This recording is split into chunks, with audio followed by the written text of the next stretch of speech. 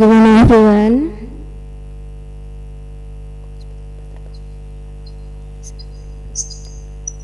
Sorry for this inconvenience. Okay. Okay.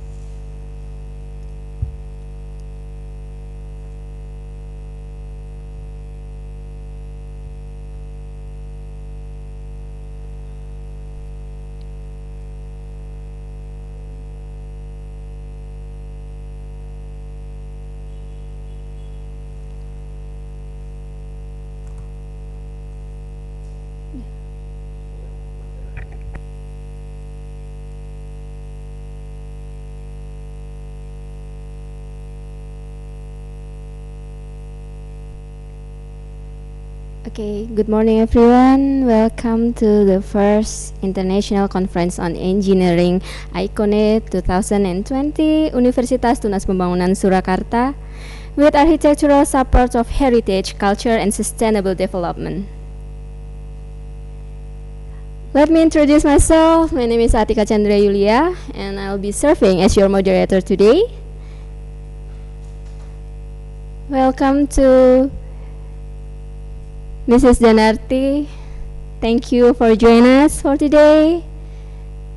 And Mr. Farid, Professor Farid, nice to meet you.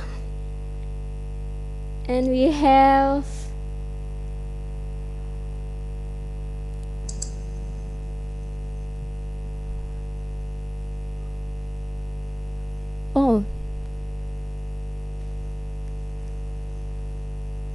still got a message from Professor Windu, still waiting to join us today.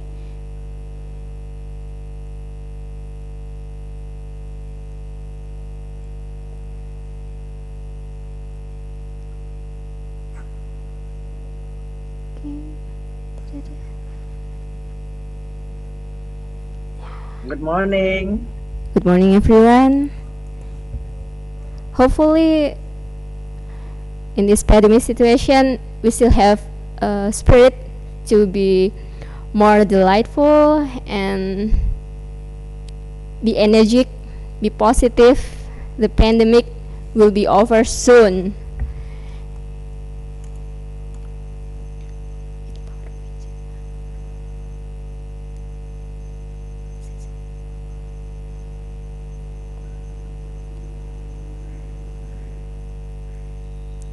Okay, sorry for this inconvenient situation. I still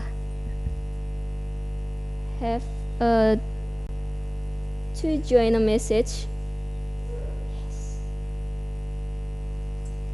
Oh, thank you for Mr. Harry, Professor Harry. Welcome to the webinar. Thank you. Good morning there. Good morning.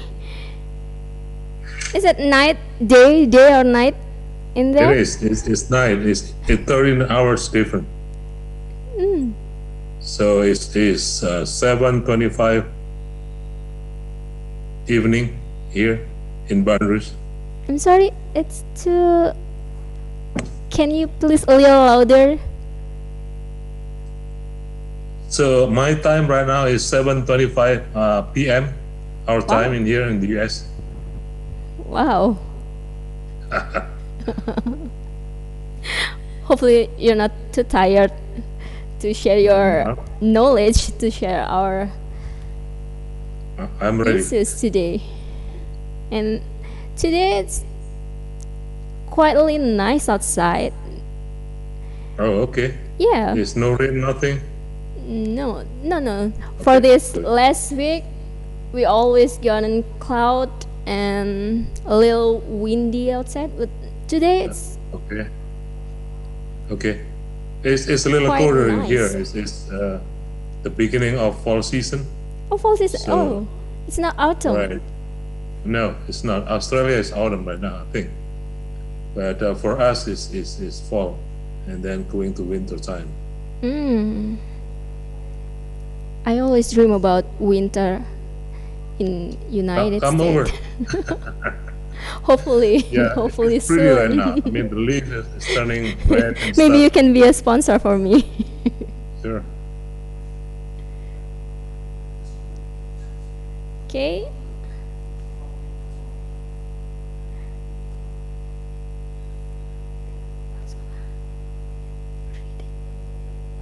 Okay.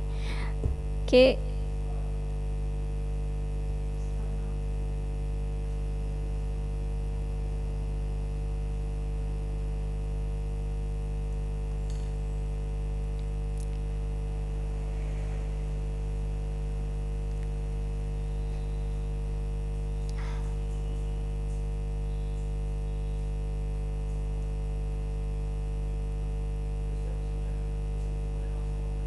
Okay.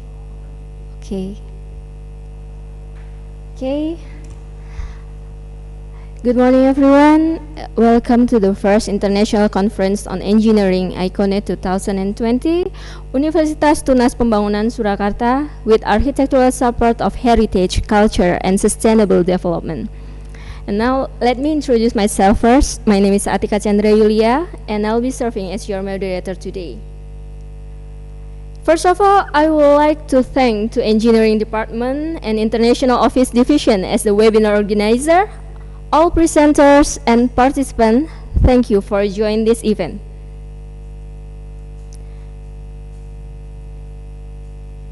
And for the reviewers and colleagues, Dr. Greg Villaviza as reviewer and Dr. Alma Pia Garcia from News, Dr. Adolfo Fritas Bere and Dr. Calisto Miranda from UNPAS, Sandip Podar and Dr. Lina Tio from Lincoln University, Malaysia, and Dr. Mirko Papazov from France, UIC France. I'm sorry for my pronunciation.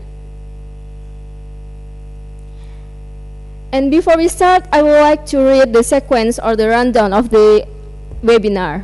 First, we have Indonesian National Anthem, Indonesia Raya, and we have video, Solo Traditional Heritage, opening remarks from Professor Dr. Insinyur Tresna Priyana Sumardi MS as Rektor Universitas Tunas Pembangunan Surakarta, and then we'll have a speech from Professor Insinyur Windu Nuryanti MArch PhD. After it, we have plenary session from the presenters from 4 countries.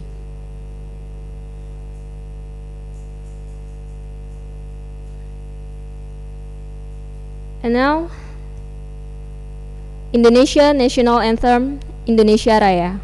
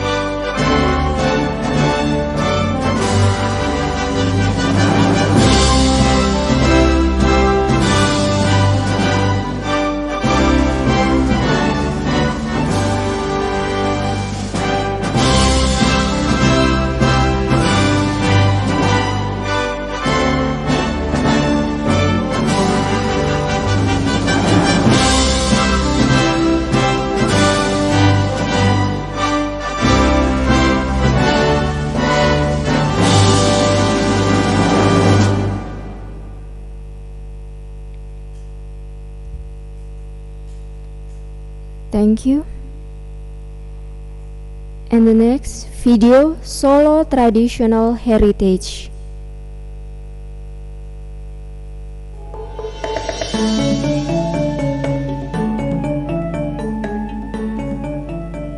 Surakarta, now colloquially as Solo, is a city in Central Java, Indonesia, as well as being famous as the birthplace of the current President of Indonesia, Joko Widodo. Solo is the center of traditional Javanese culture and heritage. The city has many places of historical interest. There are also a lot of the places where a visitor can find a rich variety of culinary, art, and culture. Well, I'm Sabar Nur Sidik. Today, I did like to explore Solo and meet local to know more about this city. Everybody, welcome to Solo, spirit of Java.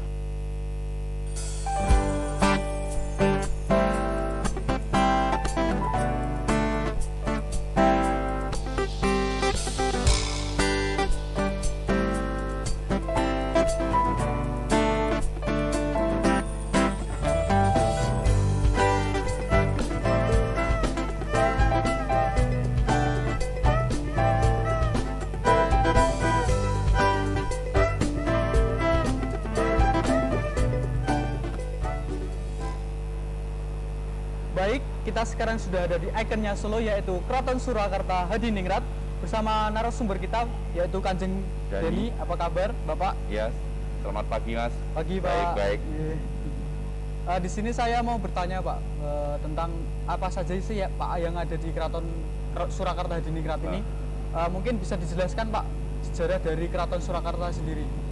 Oke, jadi berbicara tentang Keraton Surakarta, keraton sendiri bermakna keratuan, jadi kedaton. Kenapa keraton dinamakan kedatuan? Yaitu tempat tinggal dari raja.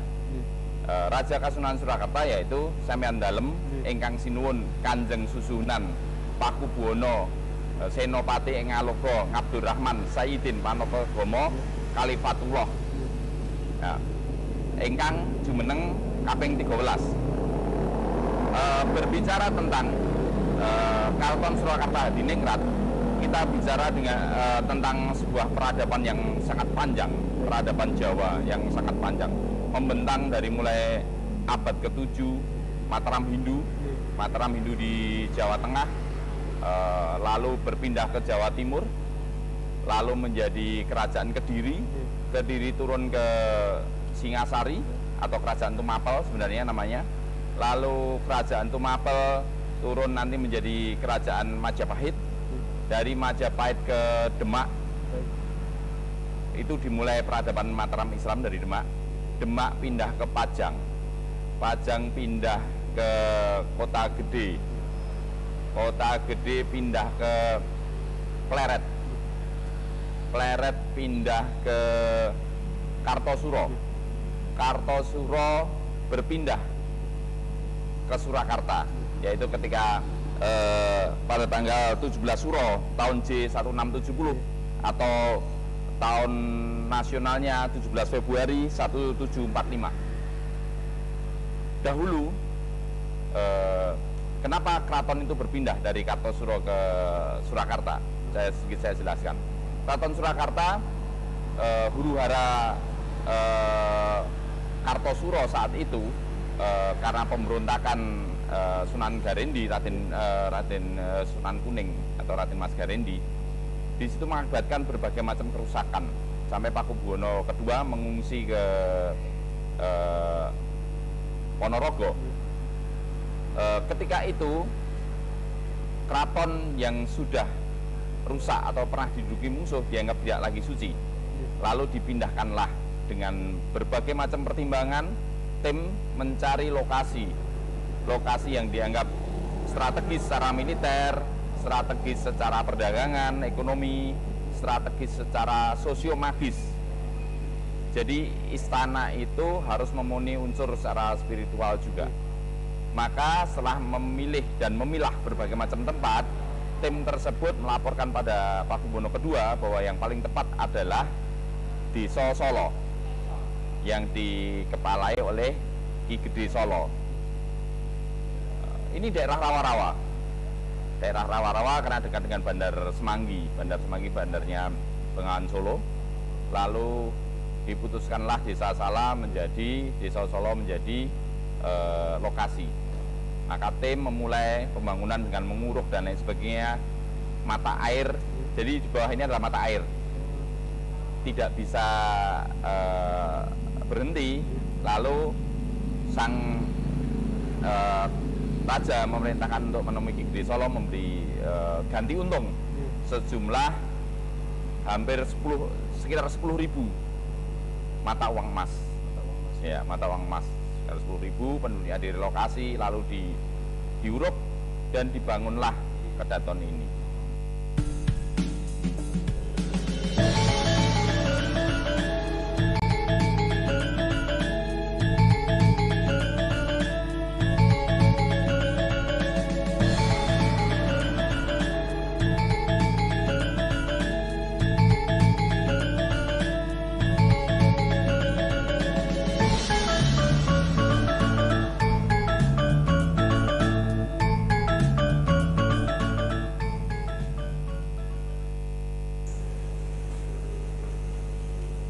Oke, sekarang kita sudah ada di Pendopo Kris Brojobuwono bersama narasumber kita yaitu Bapak Bambang Yono. Apa kabar Pak?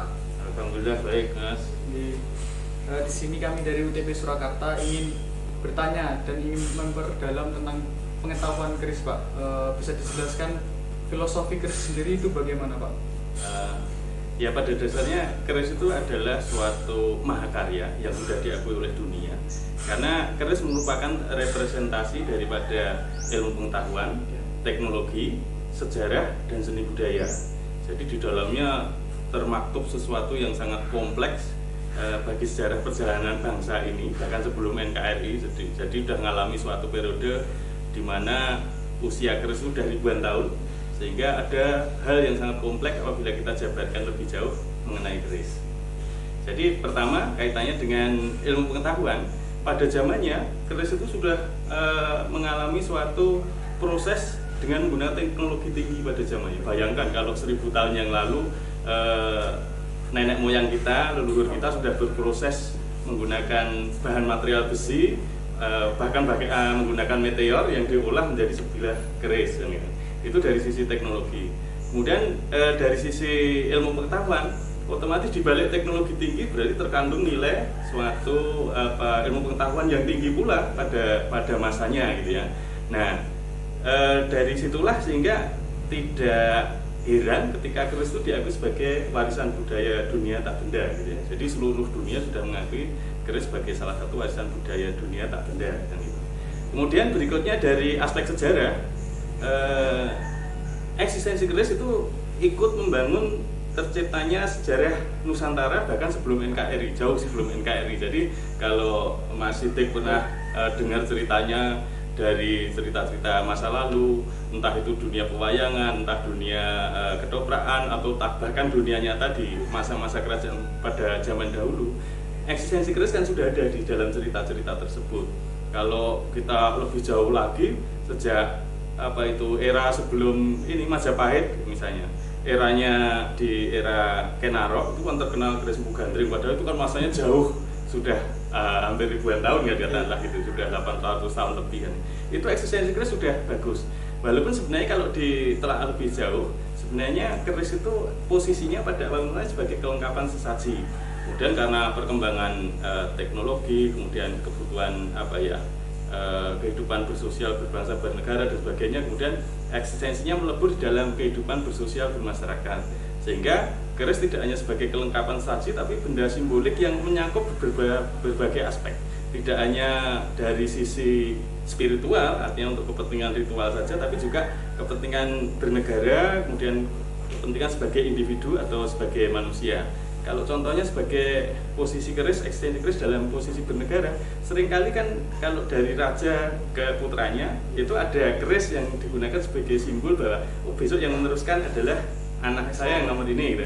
Sehingga dikasih keris itu, misalkan kalau Jogja kan ada Kanjeng Kiai Joko Piturun, siapa saja yang menerima keris itu berarti dia sebagai simbol bahwa besok yang meneruskan kerajaan sebagai raja, nah ini yang menerima keris Joko Piturun misalnya kan gitu.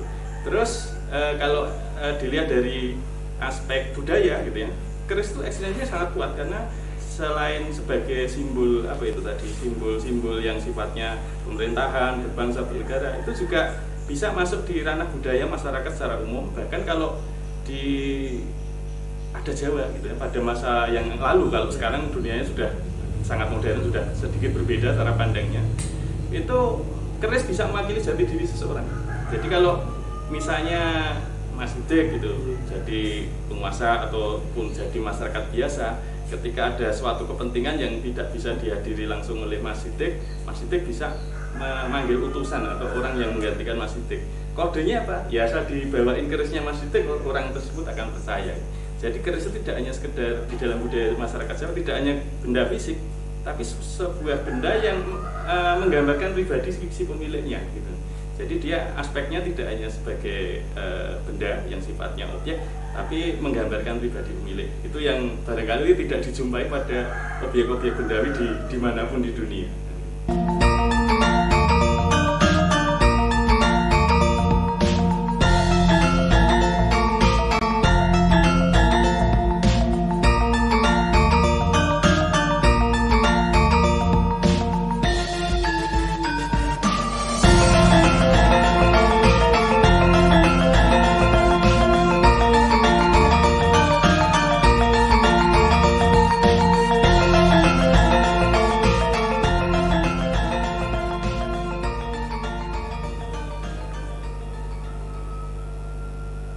Oke, kita sekarang ada di Batik Danar Hadi bersama Ibu Asti Suryasti. Kali ini kita akan membicarakan tentang batik yang ada di Surakarta. Batik Surakarta, saya harus menjawab begini. Ini kan kita sedang lokasinya ada di Museum Batik Danar Hadi ya. Di museum ini ada kurang lebih 1253 koleksi kain batik kuno. Nah, diantaranya adalah batik keraton. Gaya batik di Indonesia itu dibedakan antara gaya batik pedalaman, Jogja, Solo, dan sekitarnya, dengan gaya batik pesisiran, yaitu gaya batik yang ada di pantai utara, misalnya Pekalongan, Semarang, Lasem, dan lain sebagainya. Gaya batik yang ada di Surakarta itu masuk ke dalam gaya batik pedalaman. Kalau panjenengan pindah ke keraton di Kasunanan atau Puro Mangkunegara ataupun keraton di Yogyakarta, misalnya di Kesultanan Puro Pakualaman, itu kan batiknya selalu dalam kerangka warna coklat atau kalau orang bilang sogan ya. Kata sogo itu dari nama kayu yang untuk membuat warna alam. Jadi keraton Solo, keraton Jogja warnanya coklat, sehingga daerah di sekitarannya itu juga akan berwarna coklat. Misalnya batik yang dibuat oleh para pengrajin, kalau di daerah Solo misalnya Plupo, Pilang gitu ya, Klaten, itu juga akan warnanya coklat. Jadi gaya batik di Surakarta coklat karena induknya, yaitu menginduk kepada keraton, gayanya juga berwarna coklat. Jadi di Museum Batik Danar Hadi ini, ketika orang berkunjung, dia akan paling tidak mendapatkan gambaran bahwa ternyata batik itu tidak hanya yang ada warna coklat, tetapi bermacam-macam dan tersebar di seluruh Jawa, sebagian Sumatera, serta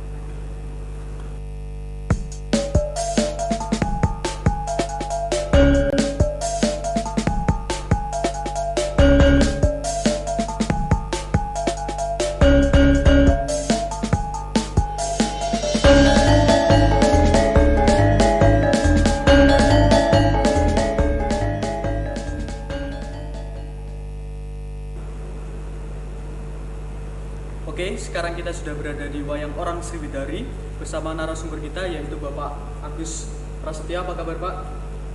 Baik. Di sini kami dari Universitas Pembangunan Surakarta Pak ingin bertanya, gimana sih Pak sejarahnya kok bisa terbentuk Wayang Orang Sriwidari ini Pak? Ya, jadi Wayang Orang Sriwidari ini sejarahnya panjang. awal mula wayang terbentuk itu diciptakan oleh Hamengkubuwono yang pertama di Kasultanan Jogja. Kemudian Istana Mangkunegaran di Surakarta juga Mangkunegoro yang pertama ikut menciptakan wayang orang, dan tentu saja pentasnya di dalam Istana Mangkunegaran. Nah, namun pada masa pemerintahan Mangkunegoro ke-6, Mangkunegaran mengalami krisis ekonomi, lalu memaksa untuk menghentikan kegiatan wayang, termasuk para abdi dalam wayang orang ini juga diberhentikan. Nah, mereka kemudian melakukan pentas di kampung-kampung gitu. Lalu ada seorang keturunan Tionghoa namanya Ganikam, barangkali melihat peluang bisnis dari itu ya, kemudian merekrut para abdi dalam tadi, dijadikan dalam satu wadah, kemudian membuat satu pertunjukan panggung wayang orang dengan model prosenium, jadi mengadopsi model pertunjukan barat, dan lalu dikomersilkan, artinya masyarakat luas bisa menonton wayang dan dengan membeli tiket gitu. Nah, mulai pada saat itu adalah sekitar tahun-tahun 1895, mulai muncul yang namanya wayang orang panggung gitu. Nah, lalu awal-awal tahun 1900-an Pakubuwono ke-10 memberikan tempat khusus pertunjukan wayang di Kebonrojo yang sekarang kawasan Sriwedari ini. Nah, lalu mulai pertunjukan wayang itu fokus ada di Kebonrojo itu, dan kemudian mulai terbentuk wayang orang Sriwedari dari mulai saat itu.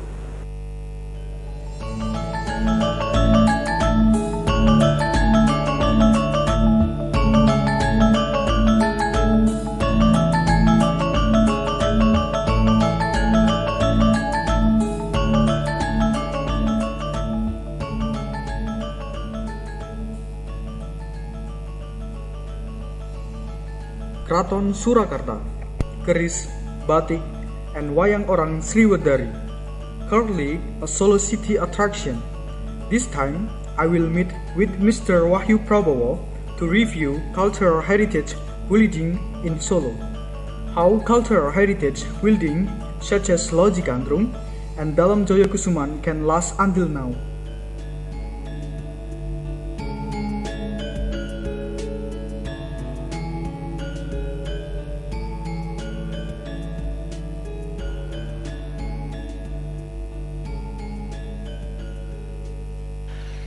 Bangunan cagar budaya ini sudah ada mewakili ya, era past, present, kemudian kemungkinan bisa ke future ya.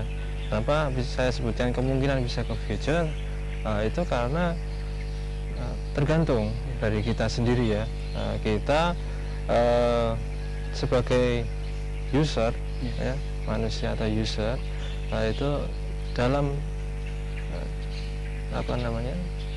tahap present ini bisakah kita menjaga, melestarikan bangunan yang sudah ada sehingga bisa terus bertahan, sustain terus ya, berkelanjutan terus, itu ke arah future ya. Jadi sebenarnya secara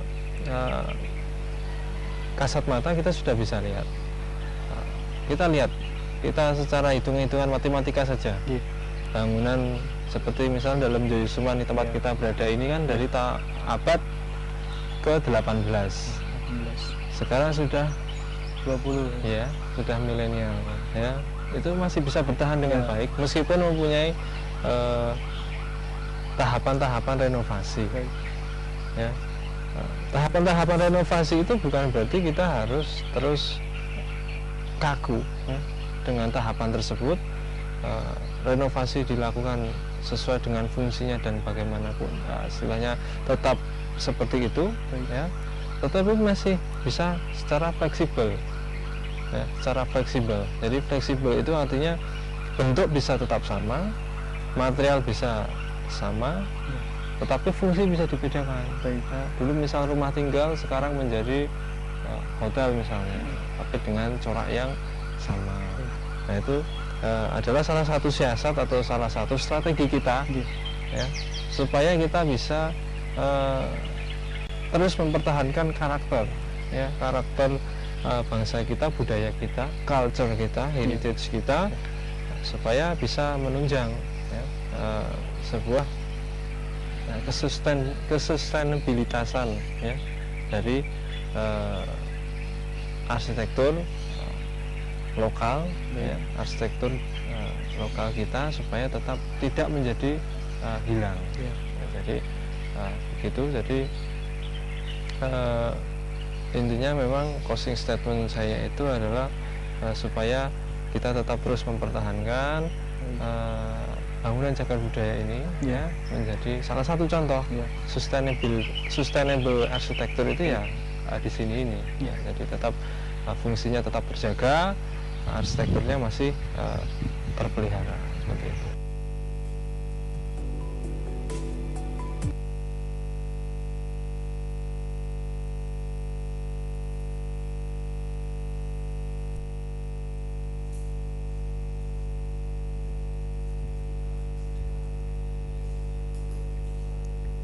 Okay.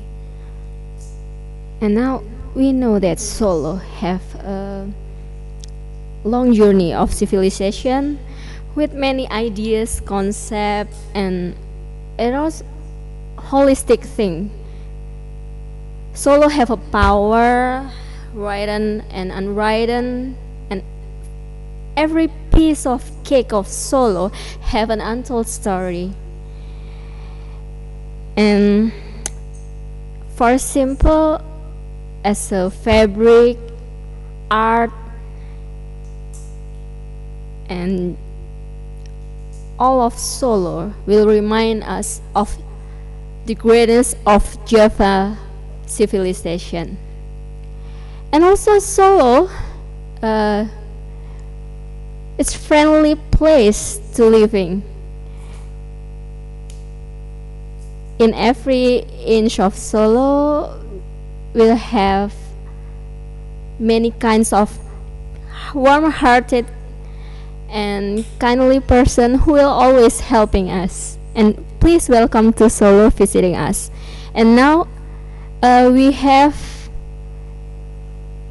our rector, Professor Insinyur Trisna Priyatna Sumardi, to greeting us with opening remarks. Hello, Professor Trisna. Yes, I'm here. Okay, thank you for joining us. I'm a little bit nervous today, but I hope it's all be great at the end of the day. Thank you. Please, now time is yours.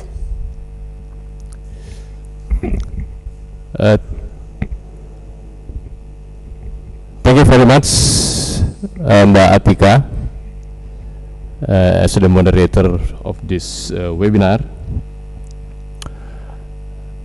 Assalamualaikum warahmatullahi wabarakatuh. My vice rectors, distinguished guests and speakers, ladies and gentlemen, good morning. First of all, thanks to God, we stay in safe and healthy, so we all can attend in this tempting and interesting webinar on the topics architectural support of heritage culture and sustainable development. My appreciations and gratitudes to speakers, Professor Windu from University of Gajah Mada, Professor Harry from Louisiana University, United States, Professor Muhammad Farid from Malaysia, Professor Dong Seng Kim from Korea, and last but not least, Dr. Tri Hartanto from University of Tunas Pembangunan. They all will deliver keynotes and presentation to make this webinar interesting and challenging. And at the end, I wish we will have concrete findings how to make the dreams of many philosophers in architectures in our life happen. I would like to see some quotes of them.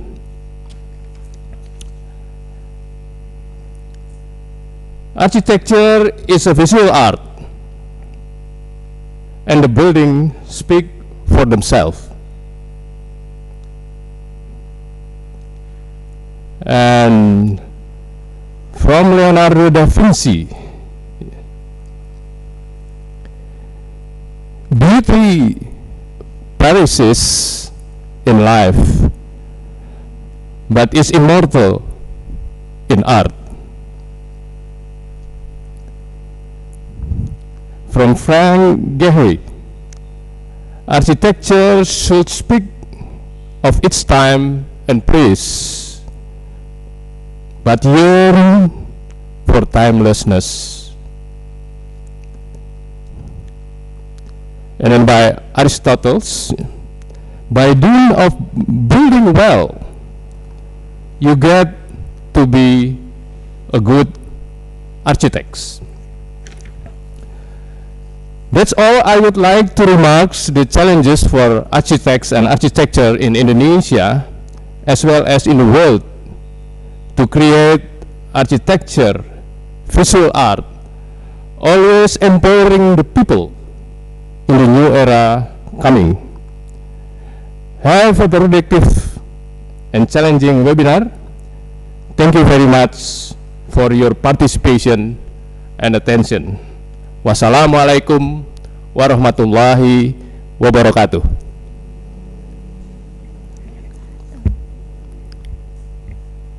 Thank you, Professor Trisna. And now we'll have Professor Insinyur Windu Nurianti, MH PhD. And let me to share a little information about Professor Windu. She is a professor from Universitas Gadjah Mada, Yogyakarta, Indonesia, and also a Vice Minister of Education and Culture for Cultural Affairs, Ministry of Education, Government of Indonesia from 2011 until 2040.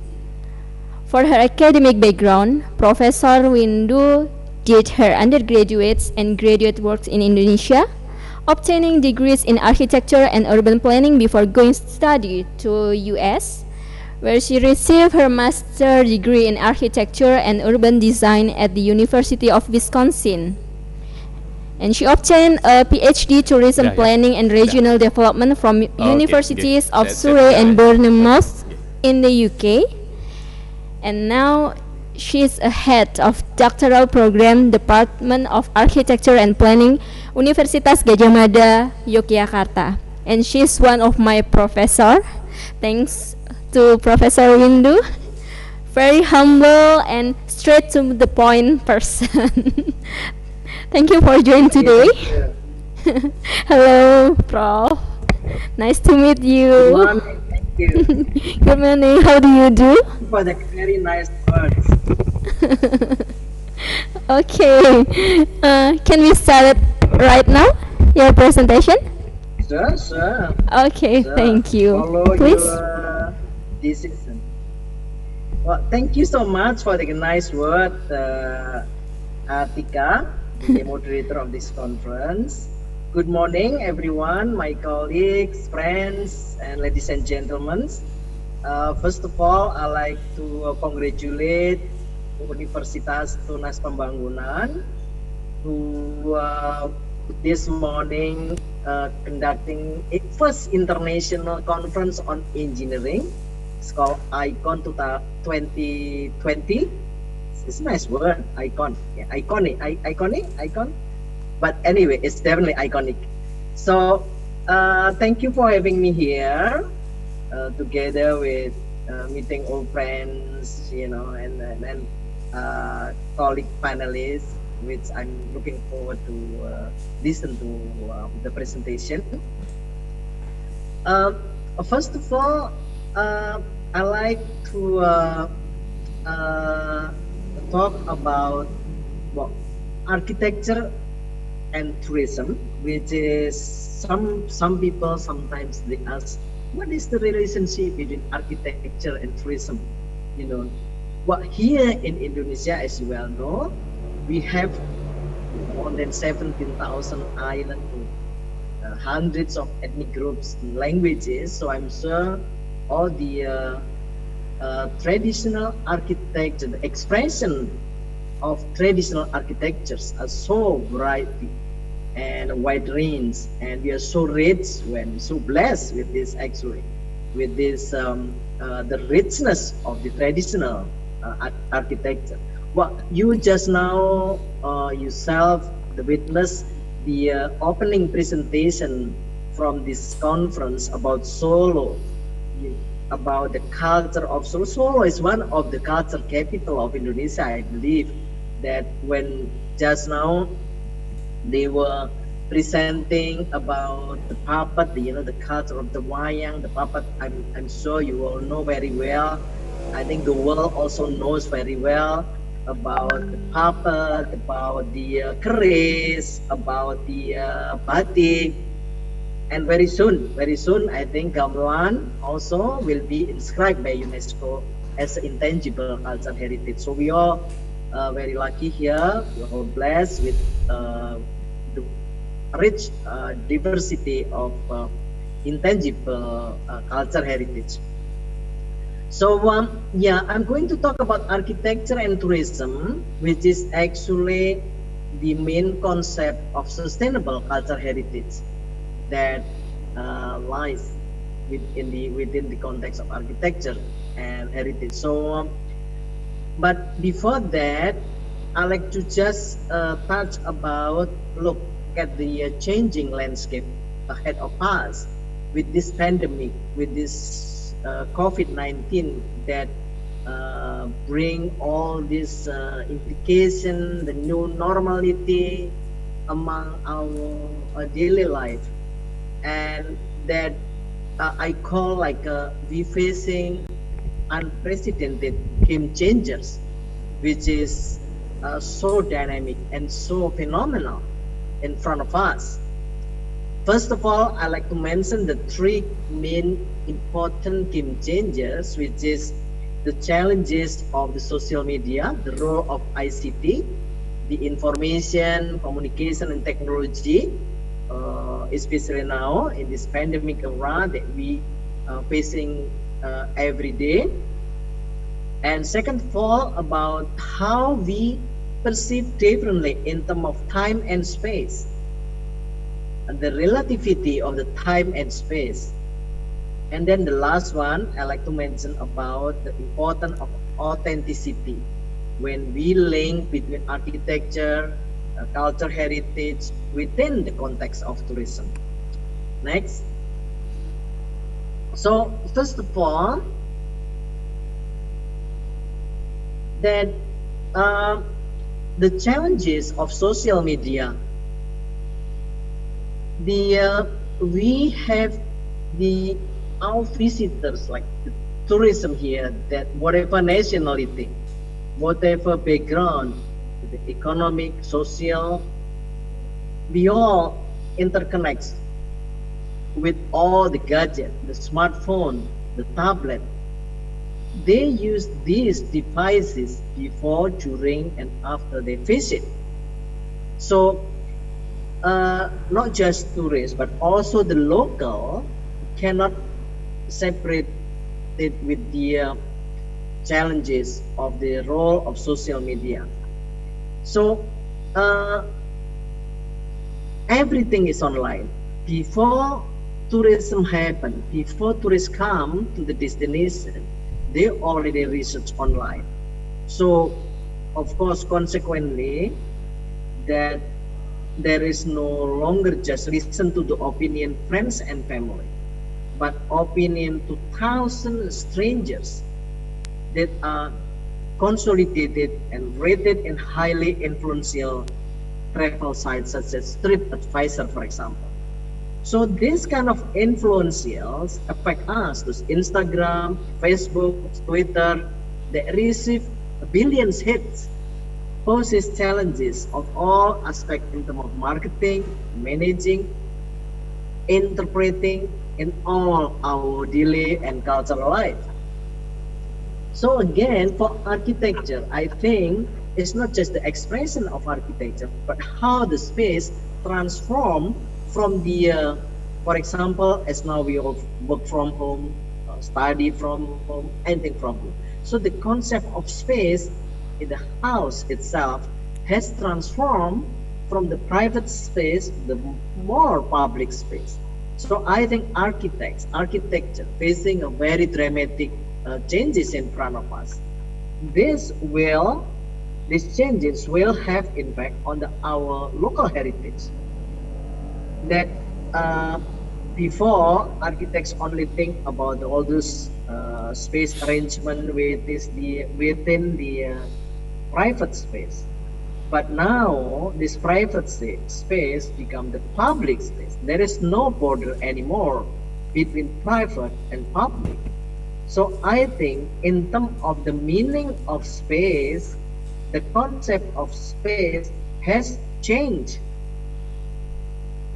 from the real space into the projective space, from the actual space into the interpretative space. So I think the architecture faced a very dramatic challenges in front of us, that because of this role of information technology.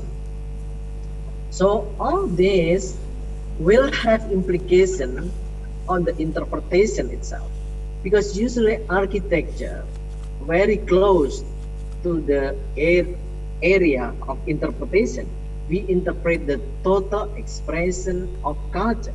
So architecture as a total expression of culture, not just tangible, but also intangible, because it's not just about a construction, how you actually build the architecture, but also you have to deal with all the culture phenomena inside the building, the behavior, the socio culture background of the owner, and also especially now because of the relationship between indoor and outdoor change. Before we are more indoor kind of oriented or indoor based architecture, but now people appreciate more in terms of outdoor architecture, which we think is safer, is healthier. So I think for Indonesia, which we have almost 365 days of summer, even in the rainy season like now, we still have sunshine every day. So how do we make use of the outdoor space in the tropical countries like Indonesia? Now be aware more and more the value of the outdoor rather than indoor.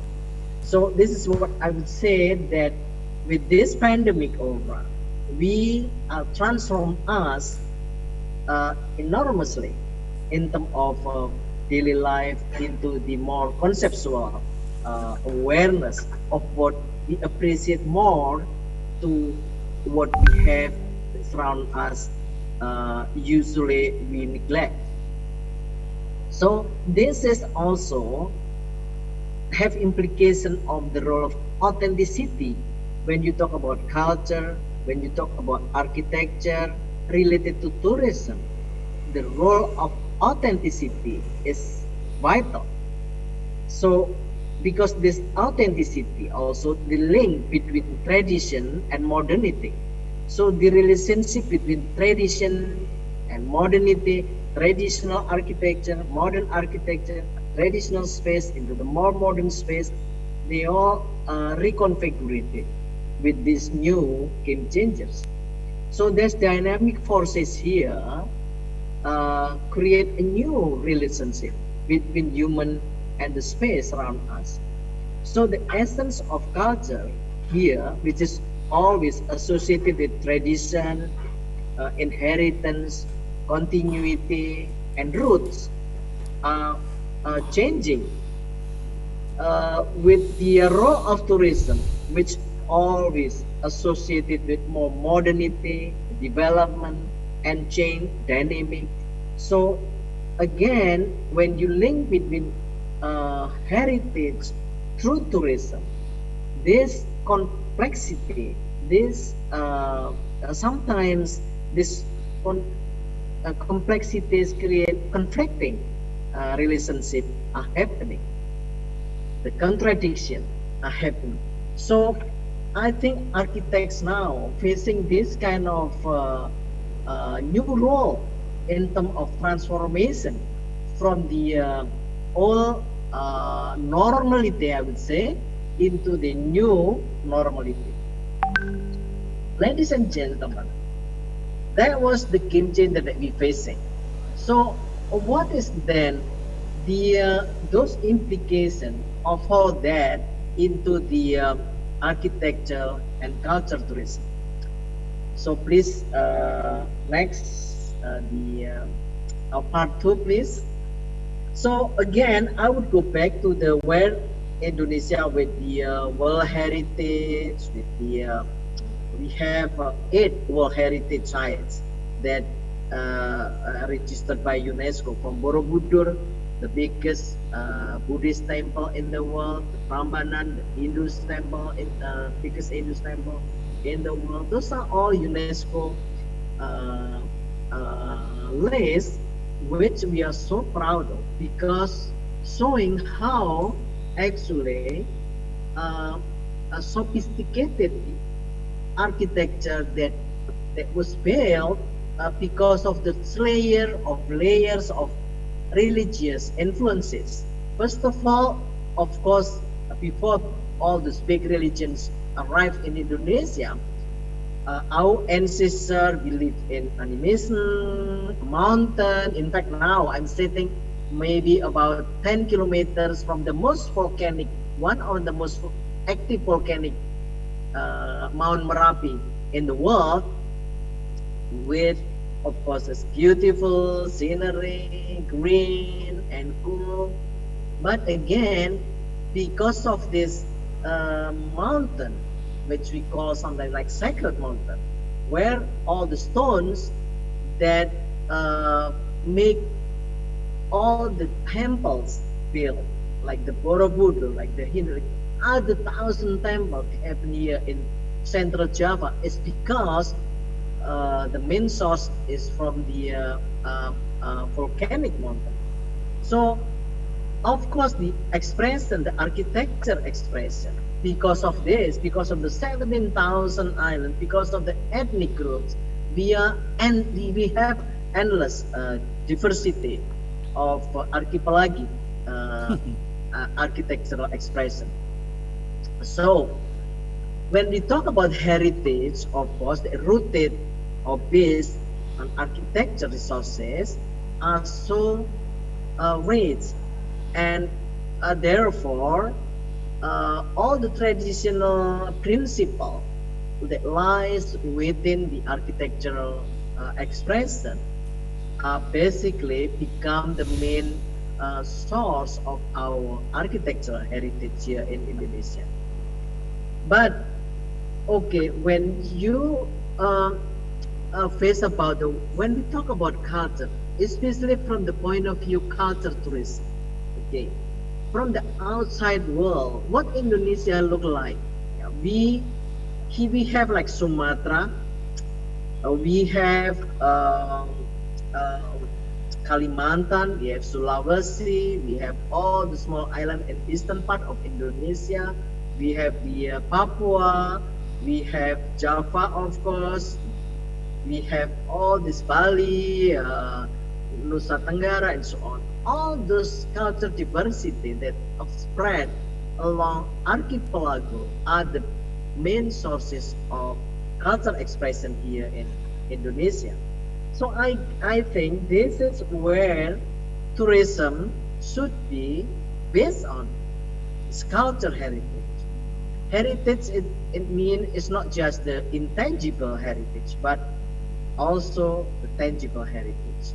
So it's a structure, it's the city structure, it's the artifact in the museum, it's the temple, the monument, the of course architecture again, and all of those are based on the roots of culture tradition that in Indonesia.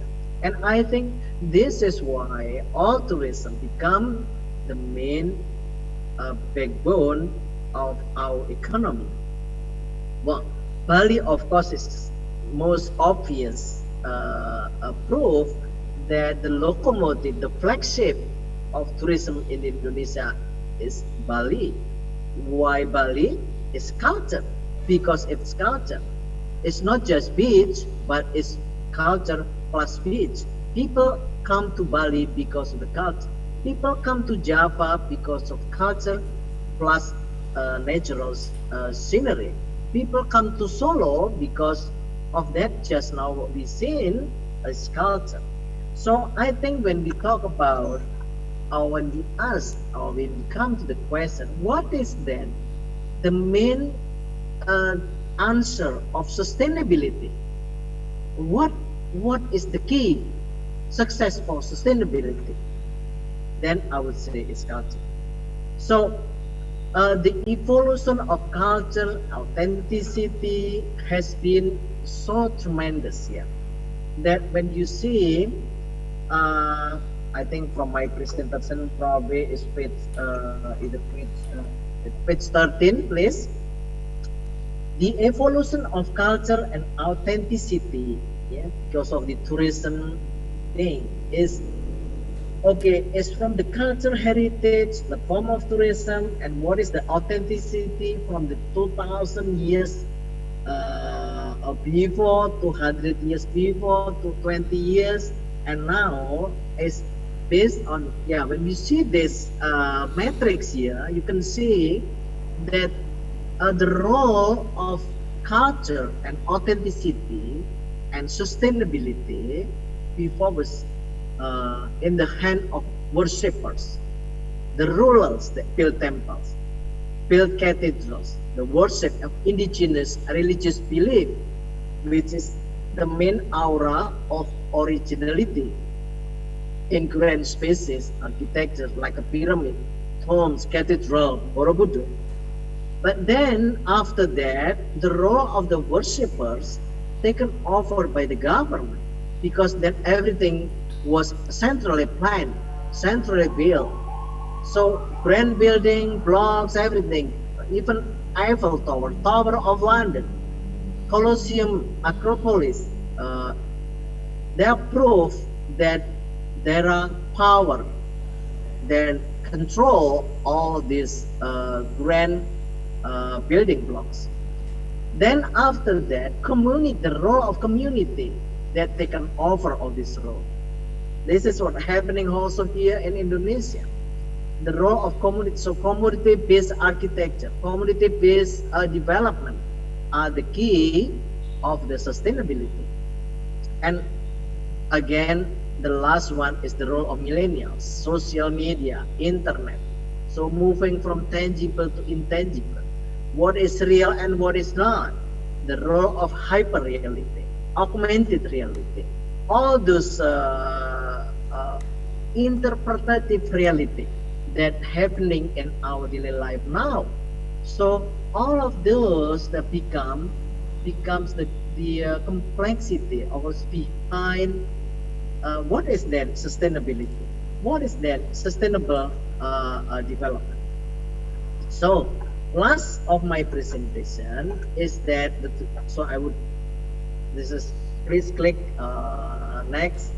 I just want to show you to you the role of millennial with so-called the hyper reality with all this instantaneous city. You know, you here now, you in Borobudur now, in World Heritage Site now, and the whole world know where you are. You share instantly with the whole world. So all of this has the impact and implication on how we interpret space. Next. So again, with the role of millennials. Oh, by the way, millennial tourists make up about almost 70% of the tourists who arrive in Indonesia. So this is huge, and unless you understand about their behavior and what they expect, you cannot deliver the right tourism for them. And this is one of our main market, and this is one of the waves that create the challenges, that create the future of what it means sustainability for them. What is the key answer of all of these problems that, you know, these things between host and guest, and who are the hosts here, who are the guests, because it's the host and the guest also, they influence intertwinely. They cannot separate anymore between the host and the guest because of this gadget, because of this ICT, the information, communication, and technology, and not, that doesn't. I haven't mentioned about the role of image, of visual communication that is so dominant in our world. So my last presentation is that I concluded that, okay, what is the answer of sustainability then? Number one, culture is always the answer, and will be always the driving force of tourism. The driving force of sustainability is culture. So if there is no culture, no tourism, and no sustainability. Second, authenticity is the soul of the relationship between architecture, culture, and tourism.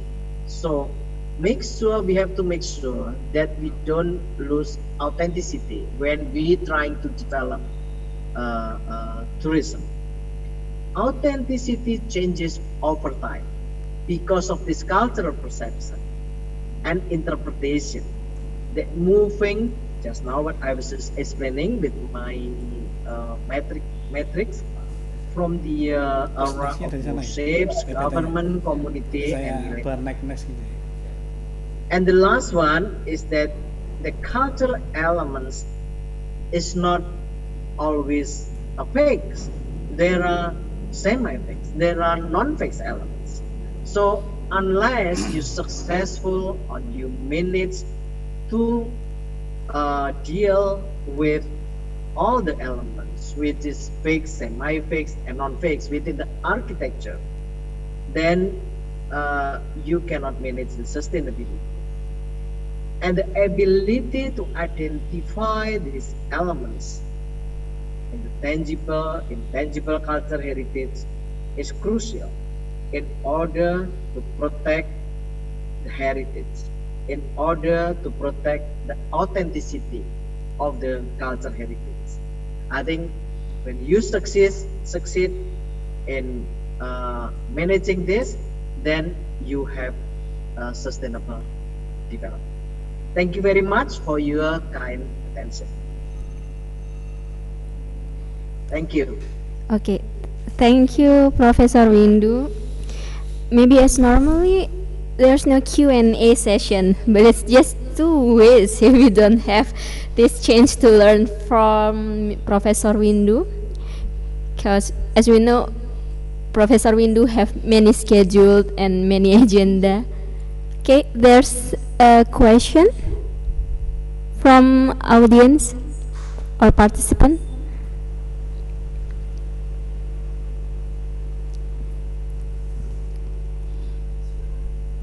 Okay, there's one question from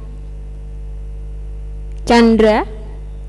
Professor Windu, how about tips and tricks to young architect or students to respond the social media or Instagrammable stuff to design or create something new for some object or design? Make use of them efficiently and effectively. So I think you're so lucky, all those young students, young architects, that now you have endless choices of media to find inspiration. You know, before in my era, we had to go to library every single time to find books to see, and it was not easy because everything was still limited. But now in your finger you can find everything. So make use of it, you know. So before you design, you just explore the whole world. You know what they done before. There's so many good architects in this world. The best works, architectural works that give you endless inspiration. So also for the young architects or young teachers in architecture, make use of this.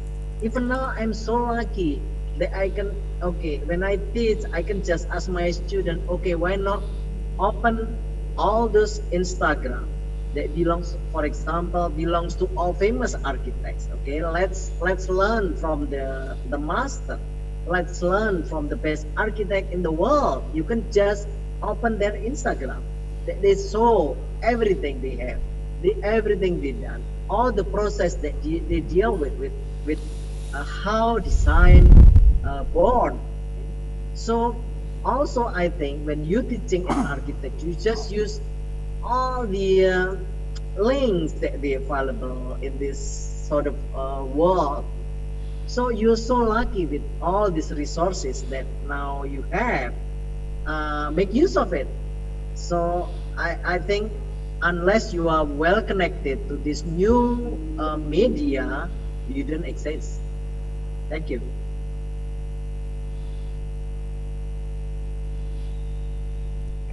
Okay, Professor Windu, there's another question. What about copy pasted trend in designing place something hits and viral? Because we know that sometimes we just put a little part of the design in here, put a little design in there, and it's just like not original one. Yeah, well, understandable in terms of certain levels, of course. So therefore, there is a role and principle in using precedent, in using the works that done by previous architects. It's like reading books. You know, you have to mention the books that written by previous author before. That you have to respect them. You have to acknowledge them, that they've done, there's some creativity, design done before. So it's the same as that. So I think, of course, there is a tool now to check, yeah, how to what extent that your works is original. You know, like Turnitin levels, index, all those things. Now it's automatic.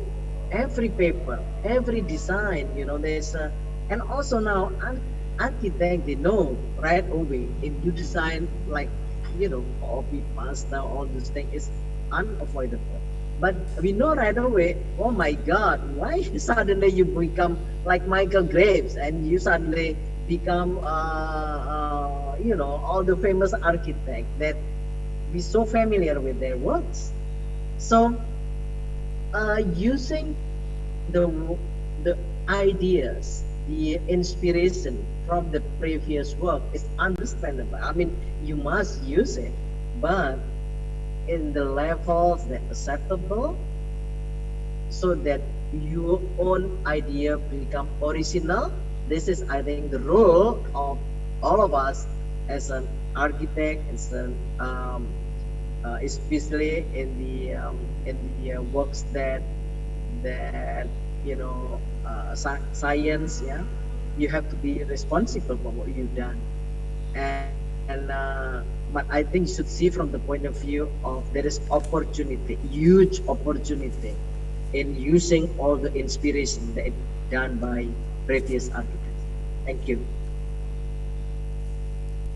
Okay, it seems just like interesting presentation from Professor Windu. So there's another question, Professor. What do you think if young architects like us to create a new culture that can make Indonesia highlights go international again? Well, I would correct that again. I mean, go into international. I mean, Indonesia is so famous with all the culture. I think expression is also the architectural, traditional architecture is so well known in the world, and I think it's the responsibility of young architects always creates new things, new creativity, new works that inspire all of us, that can bring Indonesia, Indonesian richness of culture into the world stage. So I will applaud them, appreciate all the young generation that always think, you know, that what we have here is need to be shared with the world. Thank you. Okay, I think there's another question. I have a question from Sabar Nur Sidik. What can be taken from architectural heritage design to design today? Okay, thank you. Lots and endless, you know, is and I think it will not end, that no matter when you design or you create new architecture, you can be inspired by the our heritage. You know, as I said before, that we have rich, very rich heritage in terms of both tangible and intangible, and this the source, the endless source. When you design a building, you know, they never end. You know, no matter when. Thank you. Okay, I guess there's no another question, Professor Windu. Thanks Thank a lot you. for your Good luck. Thank you. sharing information today, and I hope you'll enjoy today. Thank you again. Bye. Bye. Okay, next we're gonna have plenary session. First, we have Associate Professor Dr. Tri Hartanto ST.MSc from Universitas Tunas Pembangunan Surakarta, with persistence of spatial layout concept as the basis of conservation of Baluarti residential in Surakarta. Okay, Mr. Tri. Okay, good morning. Okay, Mrs. thank Atika. you. I'm ready. Can we start right now?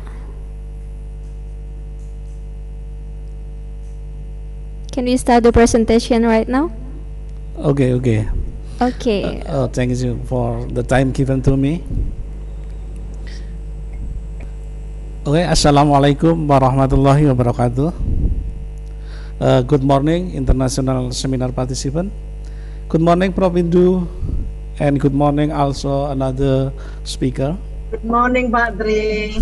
Stay healthy. Yes, okay. Good luck. Yes, makasih. Okay, I will share the presentation. Yeah. I will explain my paper with the title persistency of spatial layout concept as a basis of preservation of sustainable area Baluwati Settlement Surakarta. Next.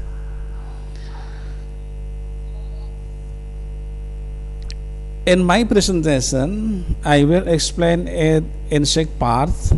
Number 1, issue and problems for the preservation of settlement area in Indonesia. Number 2, the issue of preservation of the Baluwati settlement in Surakarta. Number 3, the uniqueness of the Baluwati settlement in Surakarta. Number 4, conservation potential and challenges. Number 5, the concept preserving the Baluwati settlement in Surakarta. Next.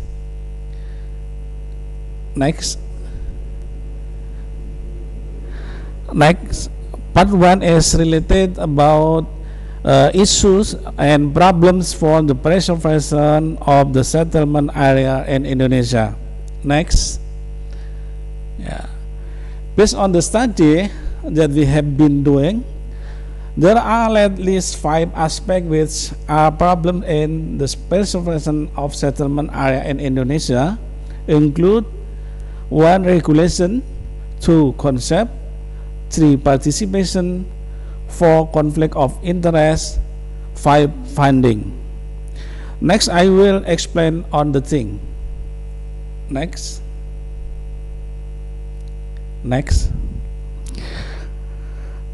Number 1, regulation.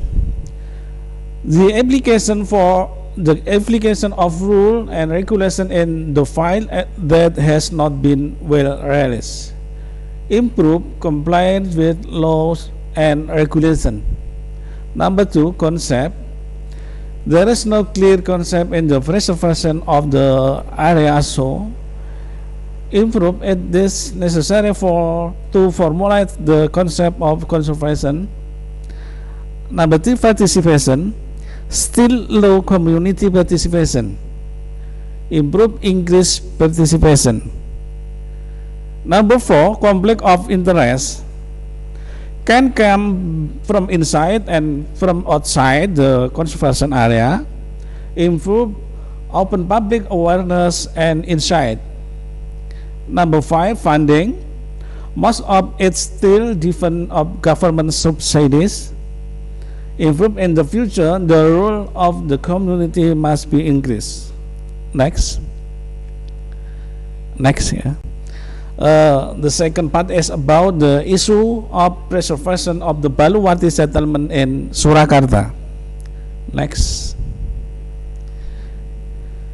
Like everywhere, the issue and problem of sustainability in Baluwati settlement cover 5 aspects too.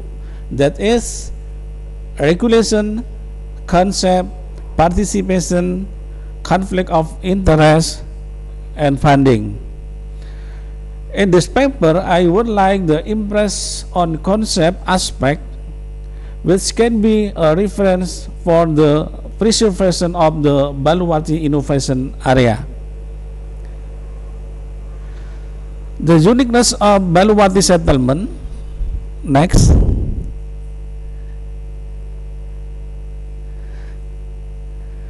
From this picture, we can see where the location is surface Baluwati. The Baluwati settlement is in the area, the Surakarta Kasunanan Palace. The previous one was Keraton Surakarta Hadiningrat. After the Chianti Agreement, the region, the Surakarta Hadiningrat Palace, is divided into 2, namely the Surakarta Kasunanan Palace, the Yogyakarta Kasultanan Palace. The 2 palaces until now still exist, can be seen. Next. This image show that the area Baluwati settlement, which is part of the Surakarta Palace, is inside the palace, which is surrounded by a tall fort called Benteng Baluwati. Next. The area of Baluwati settlement is seen from above, where the settlement is surrounded by a sturdy and high benteng called Baluwarti. The red color is the location of the Baluwarti benteng, while the light blue color is the Cemburi or benteng that surround the Ketaton or the residence of the king and family. Next, the layout pattern of the son of kings or dalam pangeran. Number 1 dalam Loyoksuman, number 2 dalam Sindusena, number 3 dalam Projo Pangarsan, number 4 dalam Suryo Kusuman, number 5 dalam Suryo Ning Tingratan, number 6 dalam Noto Negara, number 7 dalam Suryo Putran, number 8 dalam Prabu Diningrat, number 9 dalam Suryo Negara, number 10 dalam Mangkubumen, number 11 dalam Purwodiningrat, number 12 dalam Suryo Hamidjayan, number 13 dalam Sasono Mulyo. Where is the location of the Prince Palace? Near the Kedaton and the first cycle. Next,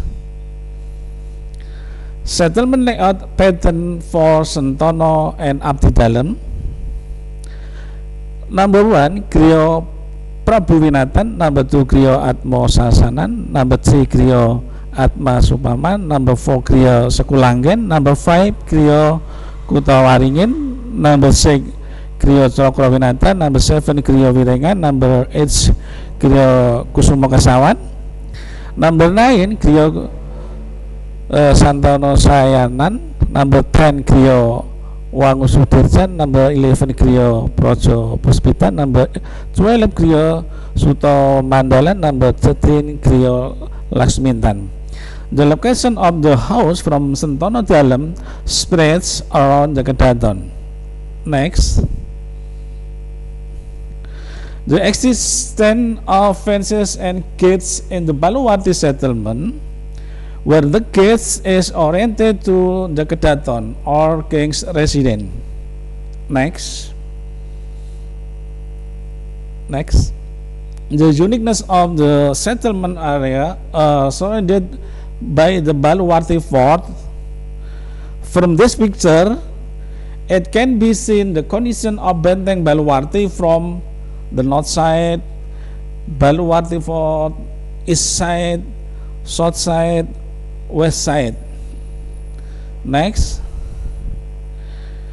access to Baluwarti settlement. Initially, there were only 2 access points in the north and south, north Koribrojono Lor and the south Koribrojono Kidul. Then added 2 access points to the southeast and southwest. Next, from this picture we can see environmental condition in Baluwarti settlement that require preservation. Next, and then next.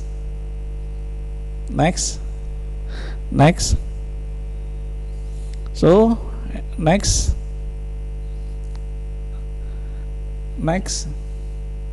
yeah.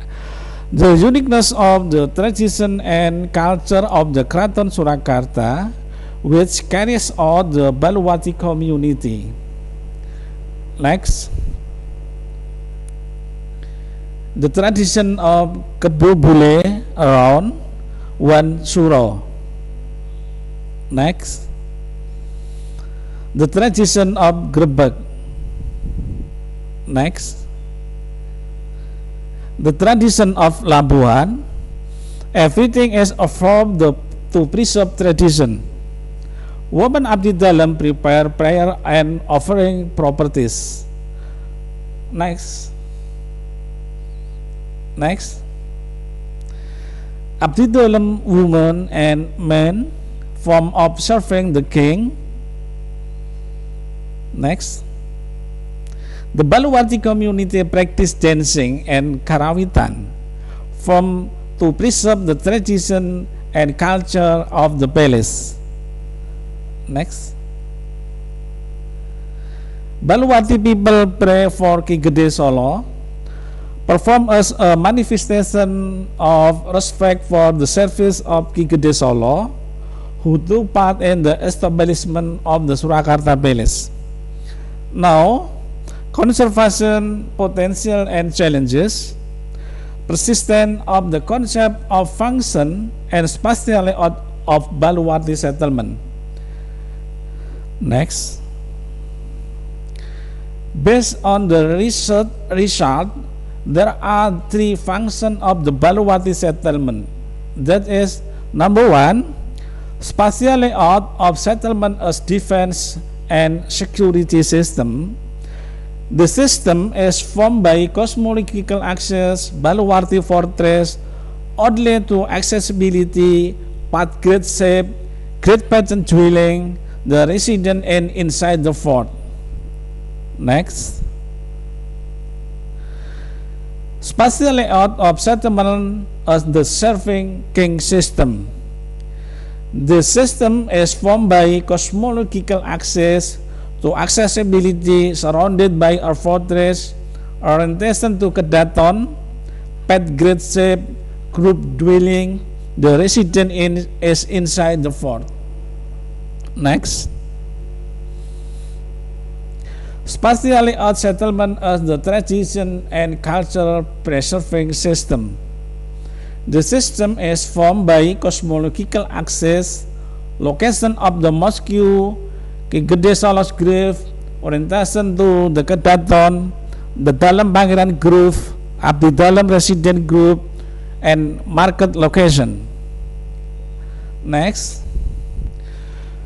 The following is about the Trihonokoro concept, where this concept contains three basic elements, covers Habluminallah, Habluminanas, and Hablumina Alam. The Trihonokoro concept is the awareness of the Baluwati community in maintaining the spatial layout of their settlement, where in the concept contain value of harmony in the relationship between human and God, human with humans, and with the natural surrounding.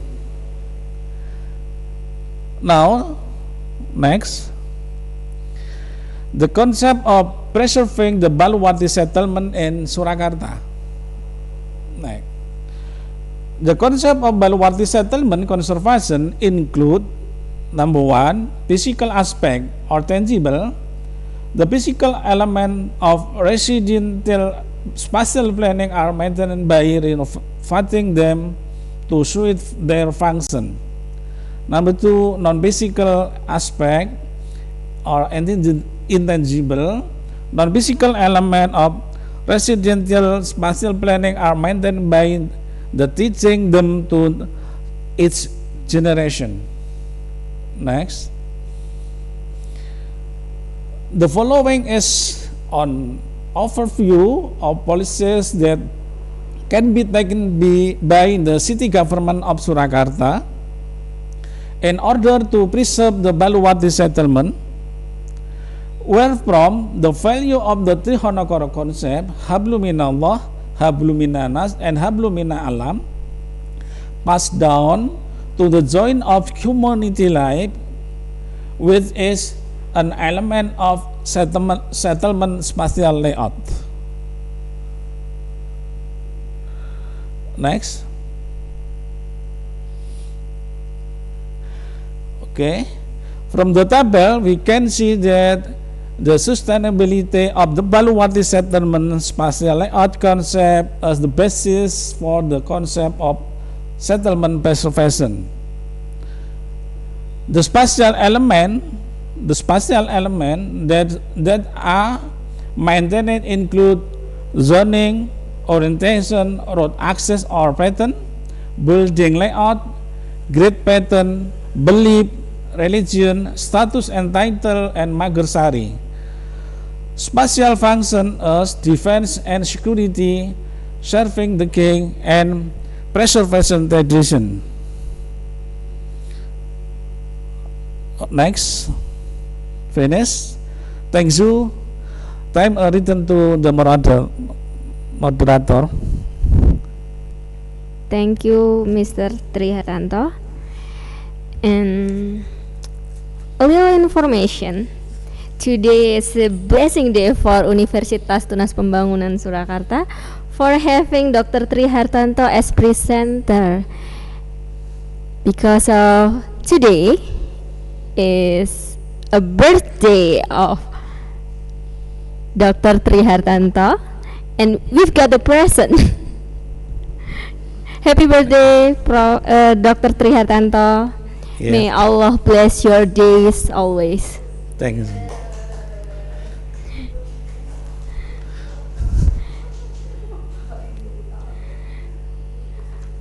And another information, Dr. Trihartanto is a lecturer in architecture program Universitas Tunas Pembangunan Surakarta, and graduation from doctoral, and got doctoral from Universitas Gadjah Mada Yogyakarta in 2019. Okay, for Q&A session will be set on the last of all plenary session. And the next presenting from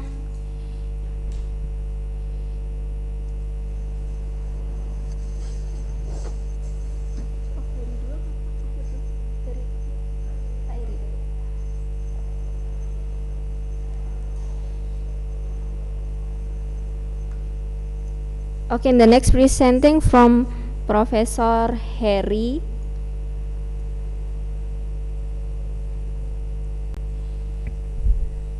with Diaspora, Cultural Heritage and Tourism. Prof. Harry? Hello, Okay, Prof. thank- Harry. Let me share my screen. Okay.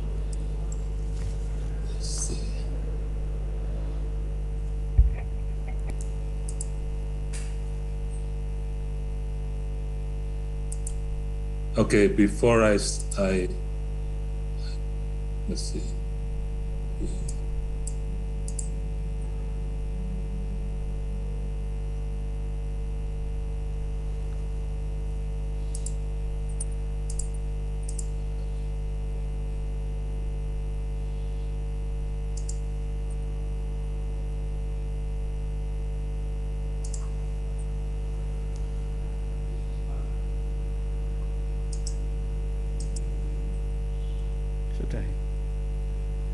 Second.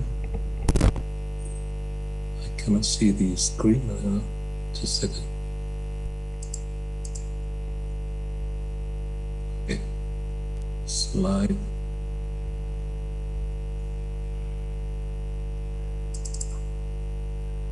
Okay. Can you see my screen? Yes, we can Okay. see your screen, Prof. Harry. First of all, I would like to thank you for this opportunity.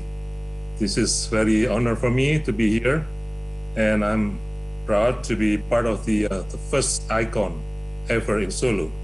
So for that, I would congratulate the rector of UTP, Professor Tresna Priyana Sumardi, and also all the committee members that make this possible.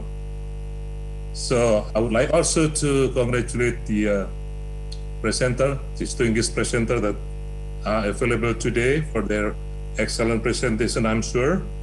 And I would like to introduce myself. I'm actually trained professionally as biotechnologist. But of course, it will be for you to question why I'm here.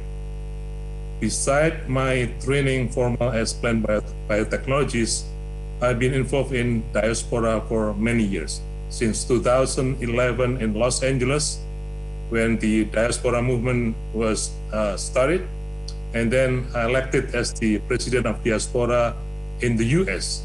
And then in the last 3 years, I was elected as the president of Indonesian diaspora worldwide. So I guess with my humble experience in diaspora for 9 years, I think I have something to maybe share with you all in here to talk about the diaspora and cultural heritage and tourism. This is very important because our diaspora program is also involved in tourism and also cultural heritage. It is very, very important, as Professor Windu stated earlier, that the survival of the culture in the future is not only the ability for us to be really creative, but also to be economically sound, which is tourism. With that, I would like to start my presentation. This is what we have. We are very fortunate that the world view about the cultural heritage changed quite a bit lately. We know that there is a positive view on this, that we really need to preserve all the important part of civilization in the past to be carried out for the future humanity. So this is not only us, but this is around the world that recognize the importance of this value. And UNESCO, part of the UN, has been ratified all the site, including like Borobudur, the number 7 worldwide cultural heritage that has been recognized in the world. So we are very fortunate to have that. With that achievement in the past, I think it is very important now for our young architects and all the researchers, scientists in the cultural sector to be thinking about what we can bring in the future. Is there anything that we can do to develop more about the tangible cultural heritage, meaning the design of the building, the design of the layout, and everything that fit with the spirit of Solo in the past, but carried out into the future?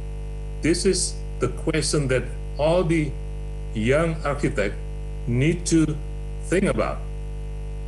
I know there is a question, how are we going to carry out in the future? The most important one is to understand really what we have in here, what is unique about our philosophy, because we cannot just replicate Paris, for example, in Solo. It doesn't work because this is somebody else's creation. So we need to create something that uniquely Solo, but moving on that to the future. This is something that for us to think about. And then the next one would be, while the benefit of having the heritage is very clear, but it requires a lot of things. It requires creativity, mostly out-of-the-box approaches. We know that we live in the digital world. We know that there will be augmentation of reality in the future. How are we going to survive this new technology and way of communicating our sense of art and heritage? This is something not simple. This is something that we need to think about together. But again, the authenticity, the originality is very, very crucial. So cultural preservation and promotion has to be economically sustained, has to be very real. Otherwise, we cannot proceed it to the future. Solo, as we saw it in the display earlier this morning, is one center of Japanese culture. We all know about this, and it's very rich history, dated back to the ancient Japanese kingdom, probably about 7th century before everything else. And this is really, really rich in tradition, style, and also in principle. This is something that rare. So we need to kind of respect that and try to understand it better and to make this as our advantage for going forward in the future. It is undoubtedly is an attractive tourist destination. It has 70 historic buildings, monument, urban city site that are very culturally significant. So this is a plus side of it. So the tangible heritage undoubtedly are very, very exciting. They are arranged in 6 category area of district that are composed of traditional, colonial, and regional religious buildings, gate memorials, bridges, parks, and open space to public, which are protected by provincial decree and are also under cultural property law.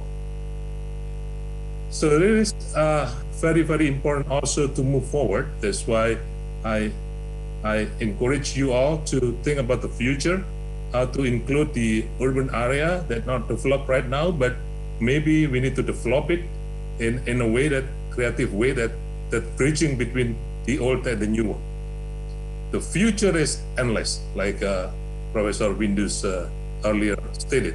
This is true because everything is open for everything else. So you are really have a good opportunity now due to the technology, the social media, the all kind of connection between here and the world, including diaspora, and we have architects in our diaspora movement as well that's concerned about this, so we can connect later on when we're done with this presentation. So there's a lot of exciting thing going on.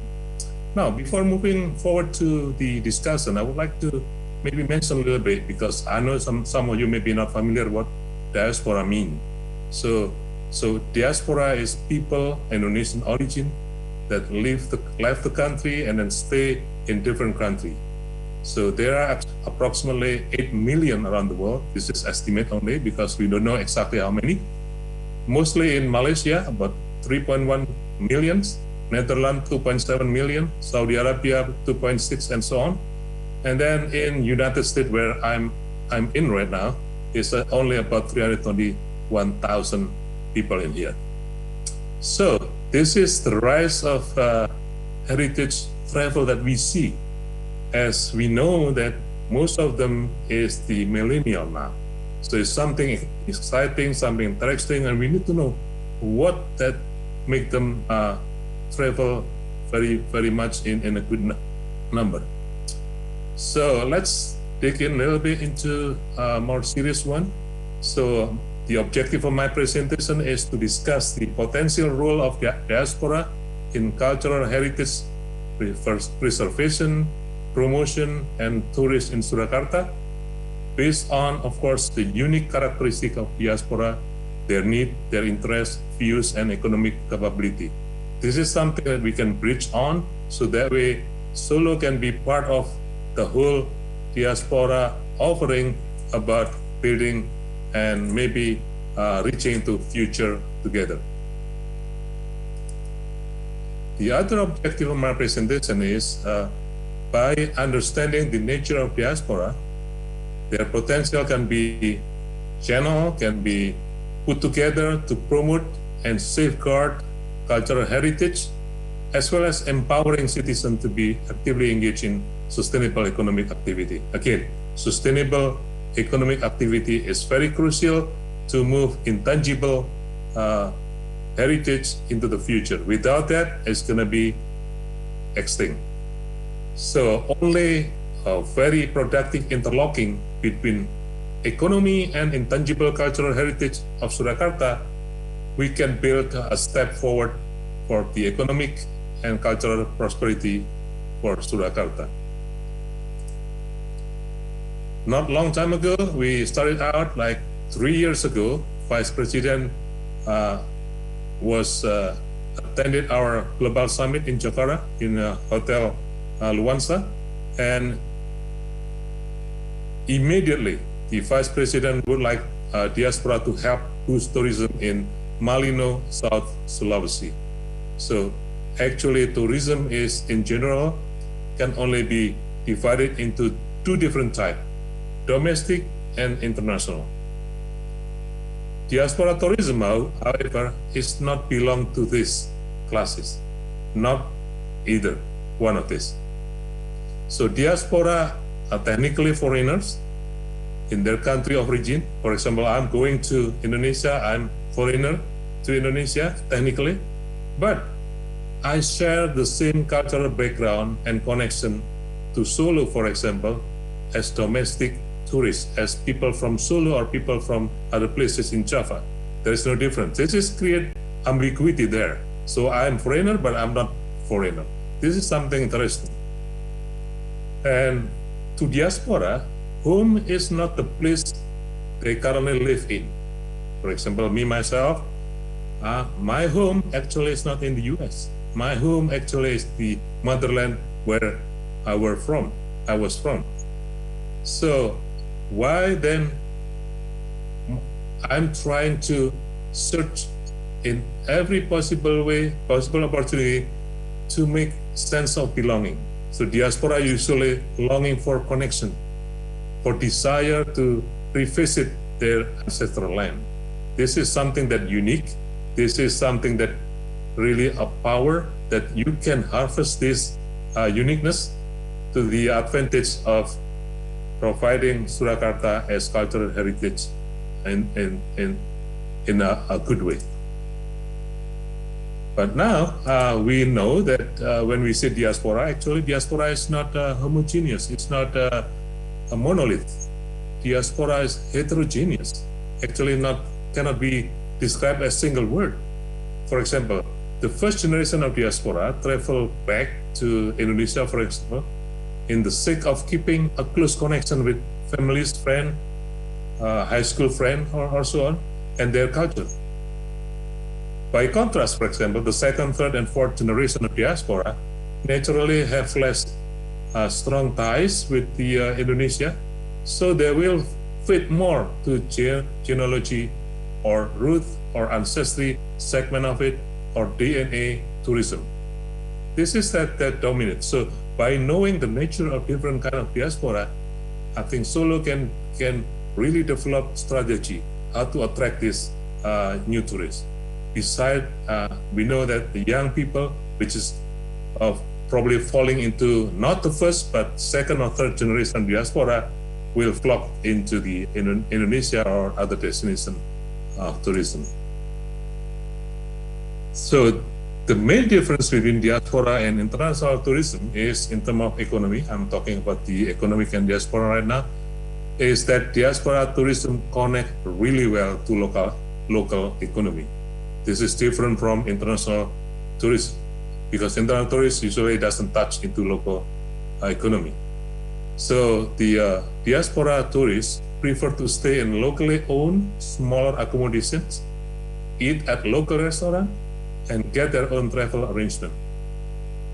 This is something that unique also. Even though on the average, they may not spend as much money as the international or the foreign tourists, but diaspora tourist expenditures are more likely to go directly into the hand of local businesses.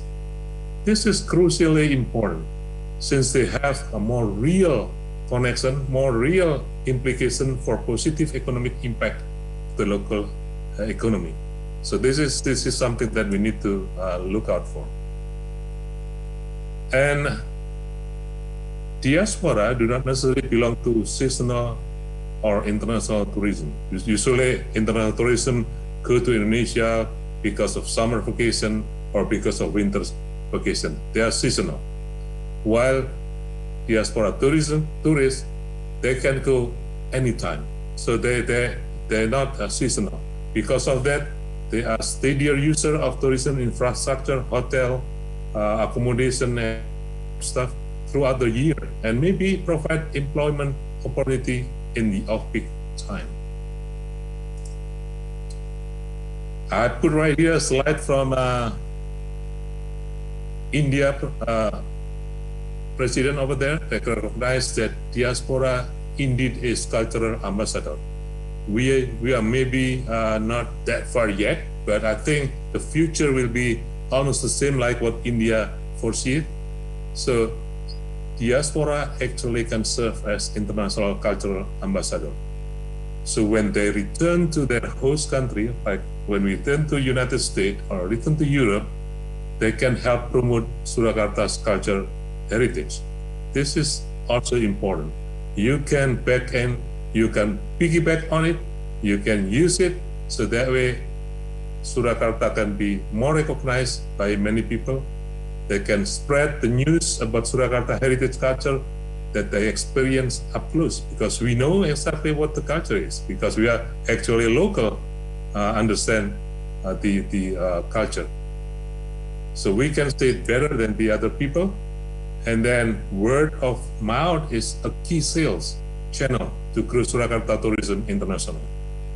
So this is truly something that we need to build on. This is reliable. This is professional.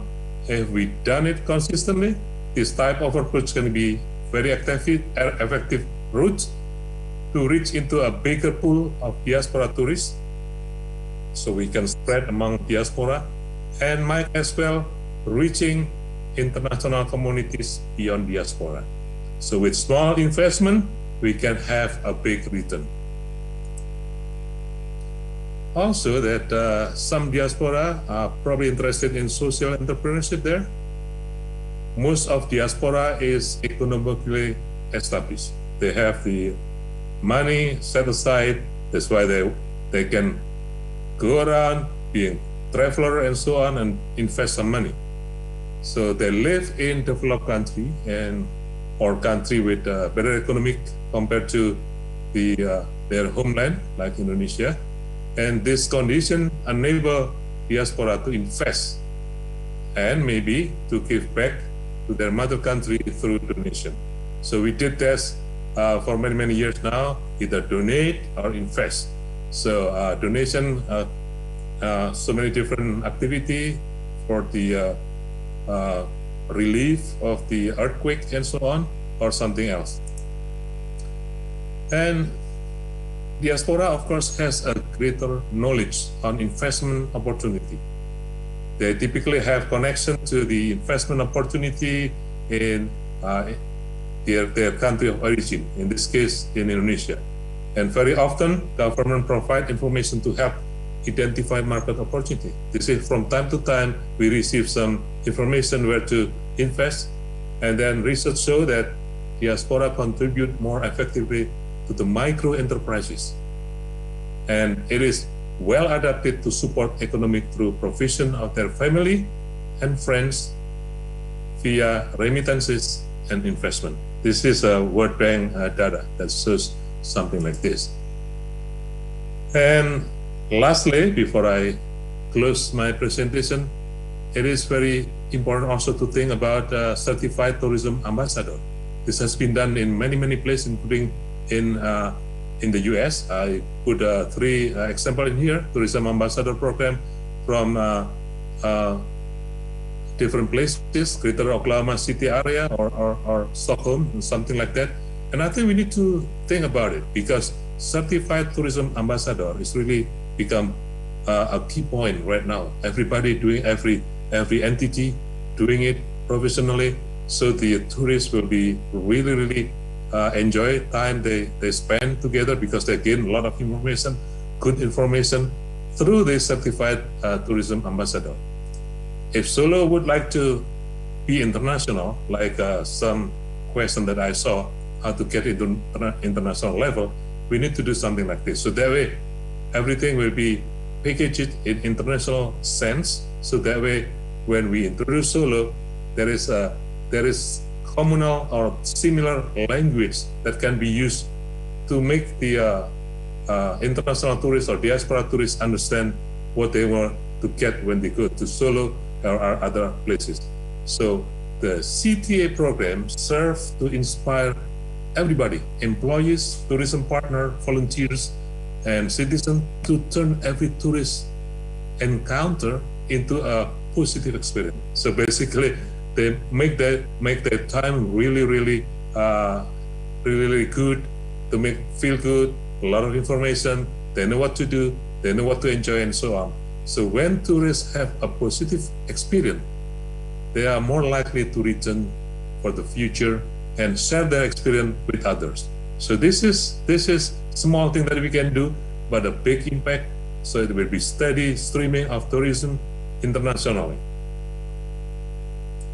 So with that, I think I would better close it with thank you to all of you who listened to this presentation. I'm representing IDN United, Worldwide Diaspora Network, and then Diaspora EduX and LSU, Louisiana State University. With that, I think hopefully we can discuss more about this at the end. Thank you, and I return this stage to the moderator, Ms. Tisna, Ms. Atika. Okay, thank you, Professor Eri. Once more time, please don't be ashamed to asking question and drag on below the chat, and the question and answer session will be set after all the presenters presentation. Okay, the next presentation from Professor Madya Architect Dr. Muhammad Farid bin Mohammed. Am I correct?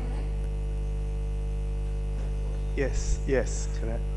Thank you. Okay, thank you. Professor Madya Architect Dr. Muhammad Farid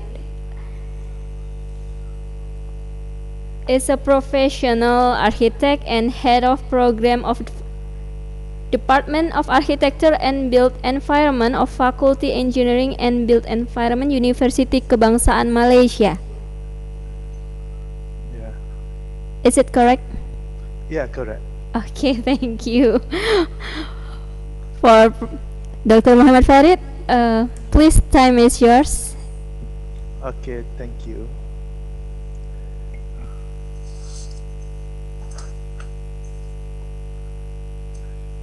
Can you see the slide? Yes. Okay. Very good morning and Assalamualaikum warahmatullahi wabarakatuh. Waalaikumsalam warahmatullahi wabarakatuh. First of all, I want to congratulate Universitas Tunas Pembangunan Surakarta. Well done for your first international conference, ICONE. And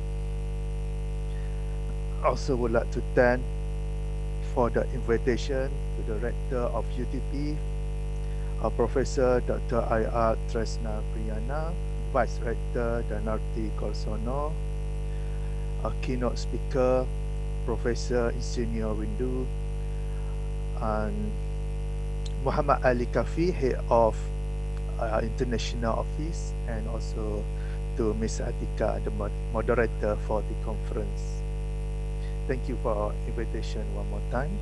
I'm very happy and glad to be here listening to interesting presentation by all the panels and keynote speakers. My study will be on sustainable design approaches in Malaysia traditional mosques and houses. Due to limited time, I only focus on houses. I only touch a bit on mosque architecture. I touch only on sustainability, on technical aspect, or technology aspect, rather than on social or heritage. I did my PhD on ventilation, building thermal comfort, and I found that we can learn a lot from the traditional architecture.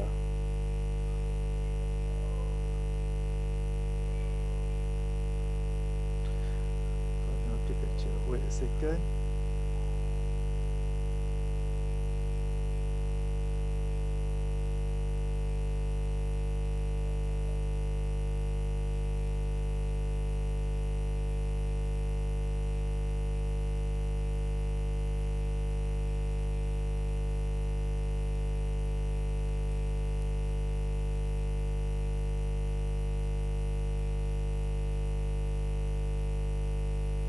I'm sorry. This is a typical link house in Malaysia, which is terrace house, which commonly designed and developed in Malaysia.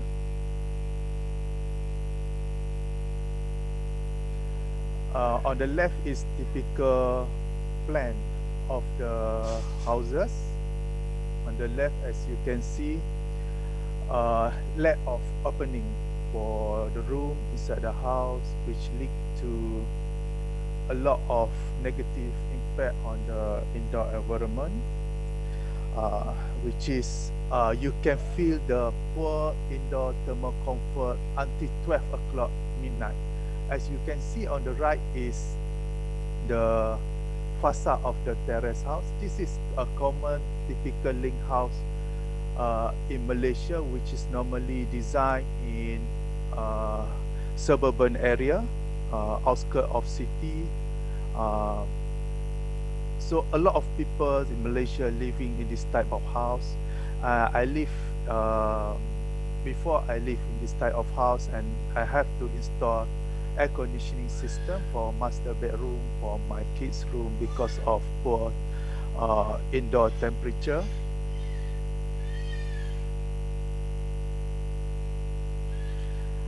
And then as I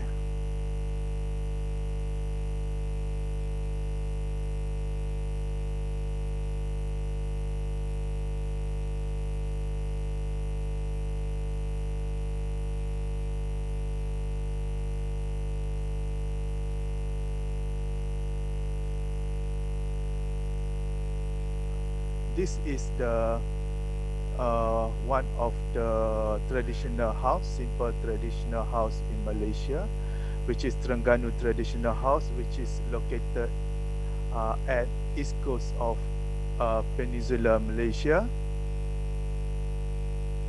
This is just a simple house, which is we call it Rumah Bujang Selasa or single module house with a serambi at the front.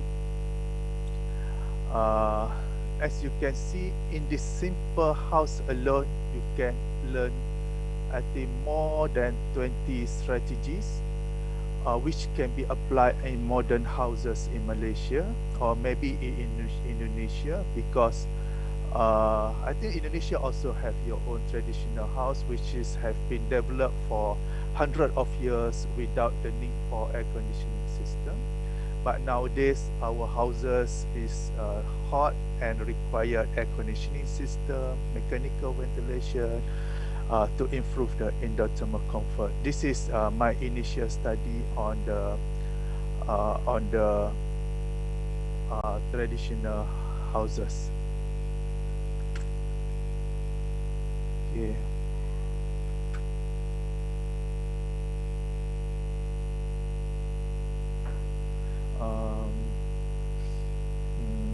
This is the simple diagram,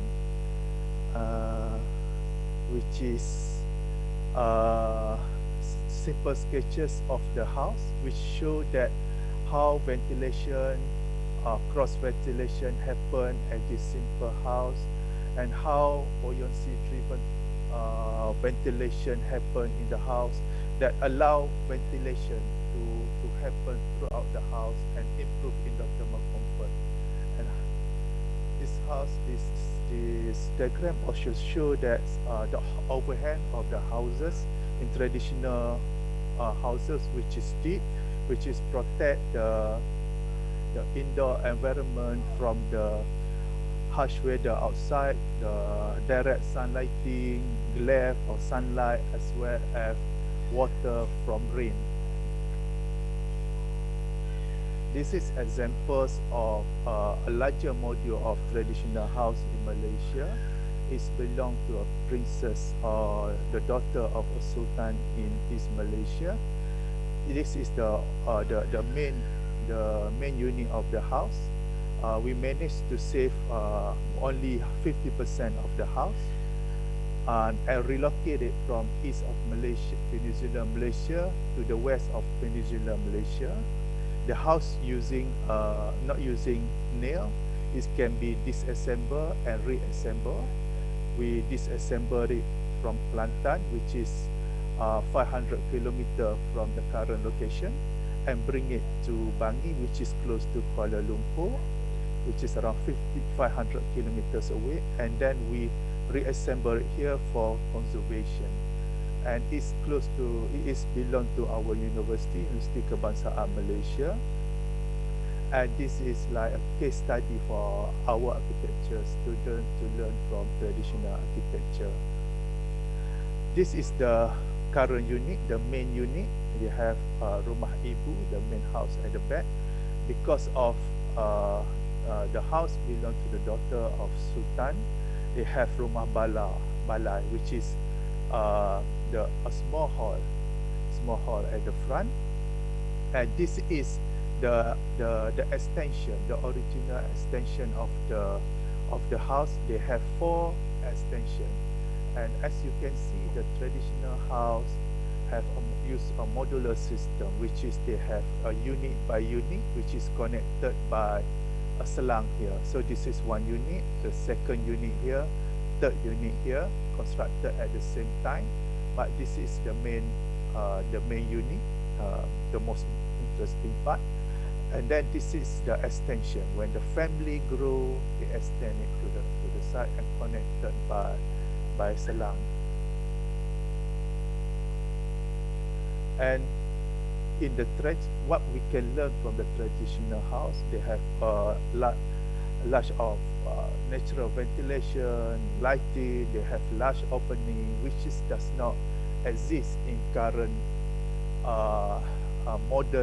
typical modern development in Malaysia, which is, I think, we can learn from the strategy, the sustainability or green strategy from the traditional houses.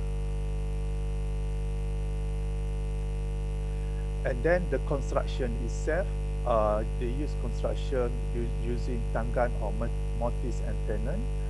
This allow a stronger construction, timber construction, and easy to assemble and disassemble. It does not use steel nail. So this house, the construction strategy allowed to be assembled and disassembled. So the owner of the house, if they want to build a bigger house, they can sell this unit instead of demolishing it. So they can sell this unit to another owner disassemble it and relocate it. So we save a lot of embodied energy. So embodied energy of the house still within the house. So it's not being burned, it's not being thrown out. So it's still there, the energy is still there, the carbon is stored within the house. And then the material, of course, there are various benefits of using natural material, which is timber. It's natural, it's renewable, it's low in production, low energy production for production. Compared to concrete, definitely concrete need a lot of energy to produce it. It store carbon. It's very good insulator, so that's why traditional house constructed with timber is good. It's readily available, timber readily available in Malaysia. It's easy to work, it's fast construction. You can, the component can be constructed in factory, and from the factory brought to the site and assembled to the site. It's fast construction. You can construct it within less than maybe 2 months for a small house. It's durable, structurally strong, and the most important, I'm not saying the most important, but for some people the most important is it's naturally beautiful. It has aesthetic value for using the natural material. Timber carvings, normally people, traditional old people before, they appreciate aesthetic. All traditional house, a lot of traditional house have timber carving, but nowadays in modern houses you can barely see carving. And that the carving is not just for aesthetic value, it have other purposes. It's designed for ventilation, it allows natural lighting to pass through, and also being used for safety. Roof construction, definitely the modern houses roof construction does not provide the best protection for indoor environment. As you can see on the image, the house is extended at least 4 feet beyond the wall, so it's protect the house, it's protect the wall, protect the house from direct sunlight. They also protect from rainwater. The house from the street is something we can learn, providing providing privacy, and at the same time is also protect the house from the wild animal and insect. And then this modular plan, we can learn from the drainage house of using modular plan, which is at the end, when the family grow, is allow connection to another module, and you can easily see 3 module of traditional house being connected because of the family growth. The house layout, you can learn something is modular, small width, if allow cross ventilation and good daylighting for indoor environment. Habitable space, rain harvesting system. This is the house constructed over 100 years ago, or the rainwater collected into a water pond and used for domestic purposes. You have internal courtyard in between the unit, which allow for natural lit space for drying, for domestic activities, chatting, drying food, privacy. And important is another important things that we can learn from traditional house is their landscape as well. It's not just for food, it's not just for decoration, also for farming. It has fish pond, it's for medical, it also for shading of the house for thermal comfort. I just want to share some simple slide on my student study. We compare the various strategy of traditional houses and applied it to low-cost house in Malaysia. This is typical local house in Malaysia. It do provide a good, our findings shows that it provide better thermal comfort and reduced temperature for the house with just a simple application of traditional house feature into the house. I just pass through.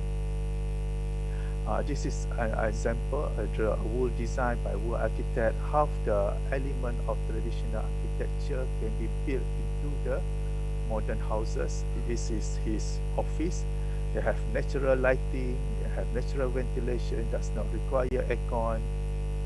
This is my case study on the traditional Kampung Laut Mosque constructed in years 1600. Which is 200 years after Masjid Agung Demak in Indonesia. And this is the second or third oldest mosque in Malaysia, which is constructed in year 1720. And this example of application of traditional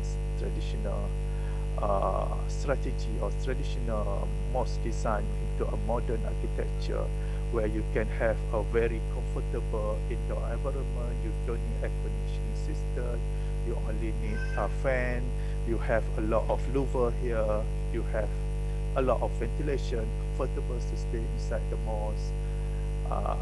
It also provides some feeling of grandeur because of it has a big roof on top. And this example of green rated building, I show this one is a platinum rated building. It's a modern mosque. They have a lot of strategy, sustainability strategy being into it. But sadly, after a few years, the mosque has been air conditioned, which leads to increased energy use, increased electricity bill to the mosque. And sometimes awareness is very important. And my study is to prove to the people, to the public, that by introducing traditional feature into a mosque or into a house, we can reduce indoor temperature, and subsequently we can reduce dependency on air conditioning system, and at the same time it save our pocket for electricity bill. Okay, thank you. That's all from me. I pass to you, Miss Atika Chandra Julia. Thank you, Muhammad Farid, Mr. Muhammad Farid. And now we have the last presenter, Professor Dong Song Kim. Professor Dong Song Kim.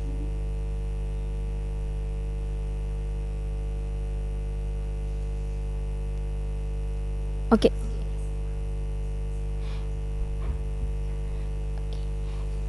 And now the presentation from Professor Dong Song Kim from Kumo University, South Korea.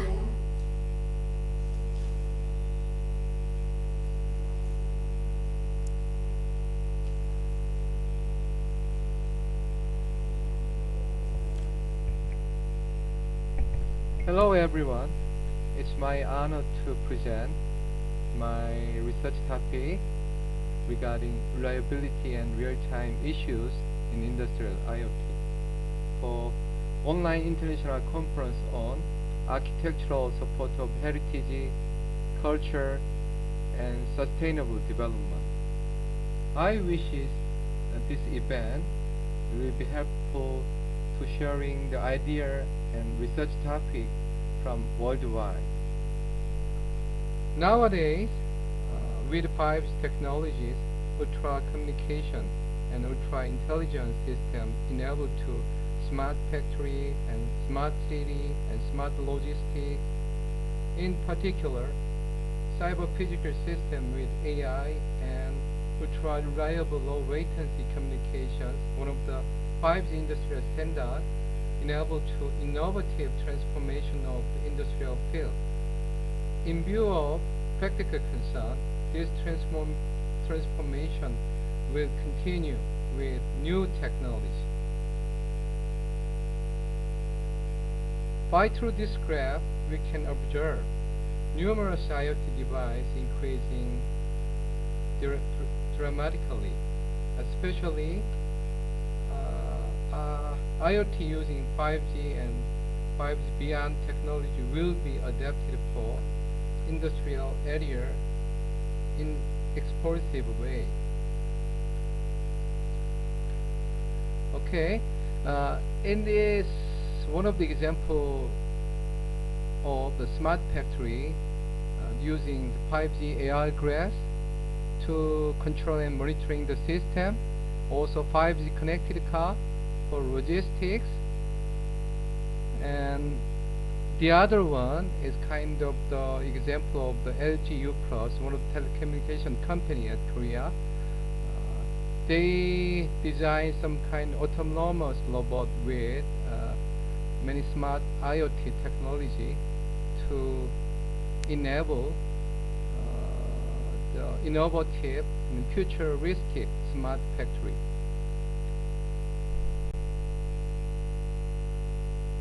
In this slide, I want to talk about industrial IoT technologies. The IoT is start from IoD. IoD stands for Internet of Device. Is kind of sort of route-to-route communication. And next version of the IoD is kind of communication between person to person. We call it as the Internet of Person. The starting era of the web browsing, we call it as IoT. Nowadays, this kind of technology becomes IoT, machine to machine.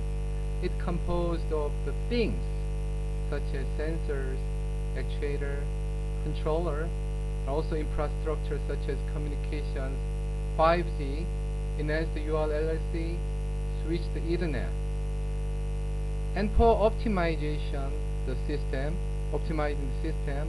the AI, big data combined with this kind of infrastructure, nowadays we can see that some kind of futuristic cyber physical system. In this slide, I want to talk about some kind of issue of the reliability issues for industrial IoT. Usually, the many scholars can consider the four-part. The reliability can be considered as a four-part from error correction to communication and networking. In the case of error corrections, we can consider reliability for transmitted data packet using FEC, AirIQ, also design lightweight MAC protocol to consider requirement of the factory environment. And for data handling, We have to consider some kind of the huge volume of data from IoT, industrial IoT. It might be via big data. We have to extract useful data for control, monitoring the device. So therefore, the data analysis solution from the edge device are necessary. In the case of middleware, so it's kind of one of the common platforms. The reliability and service level of the IoT depends on some middleware such as MOM and DDS. So the open issue at middleware is to use some existing real-time middleware to combine industrial IoT technology. In the case of communication and networking, there is many standards previously, but nowadays enhanced URLLC release 13 might be useful, the standard for industrial area such as smart factory. Now we will try to talk about using example regarding the reliability of the industrial IoT. You consider one of the examples, automotive vehicle. What happened there? What kind of the issues? Usually the automotive vehicle, automatic vehicles, some fault at issue by the noise. Can you see some kind of vibration or temperature? It's caused some kind of the errors. The bit flip 0 to 1. It caused some kind of corrupt the thread, and also through the digital logic, it caused kill thread. Might be caused some kind of open throat valve. This kind of the diagnosis of the vehicle. So to prevent this kind of phenomena, we can consider many kind of approaches. One of the approaches is kind of the deep learning technique, and also the redundancy, some kind of pattern. The redundancy-based patterns may be considered to prevent this kind of the malfunction and the failure. In this slide, we try to investigate the reliability issue through the hierarchical structure. Actually, as a matter of fact, IIoT is different with IoTs because it has considered harsh environments such as factory and power delivery, military logistics, very noisy environment. Also, we have to consider the large volume of data from IoT device. This data traffic may be categorized the various type of the data, periodic, sporadic, unperiodic data, and also some kind of, because the industrial IoT have to consider the time sensitive application, mission critical system. It have to consider some kind of deadline, so scheduling for deliver the packet within time. So for this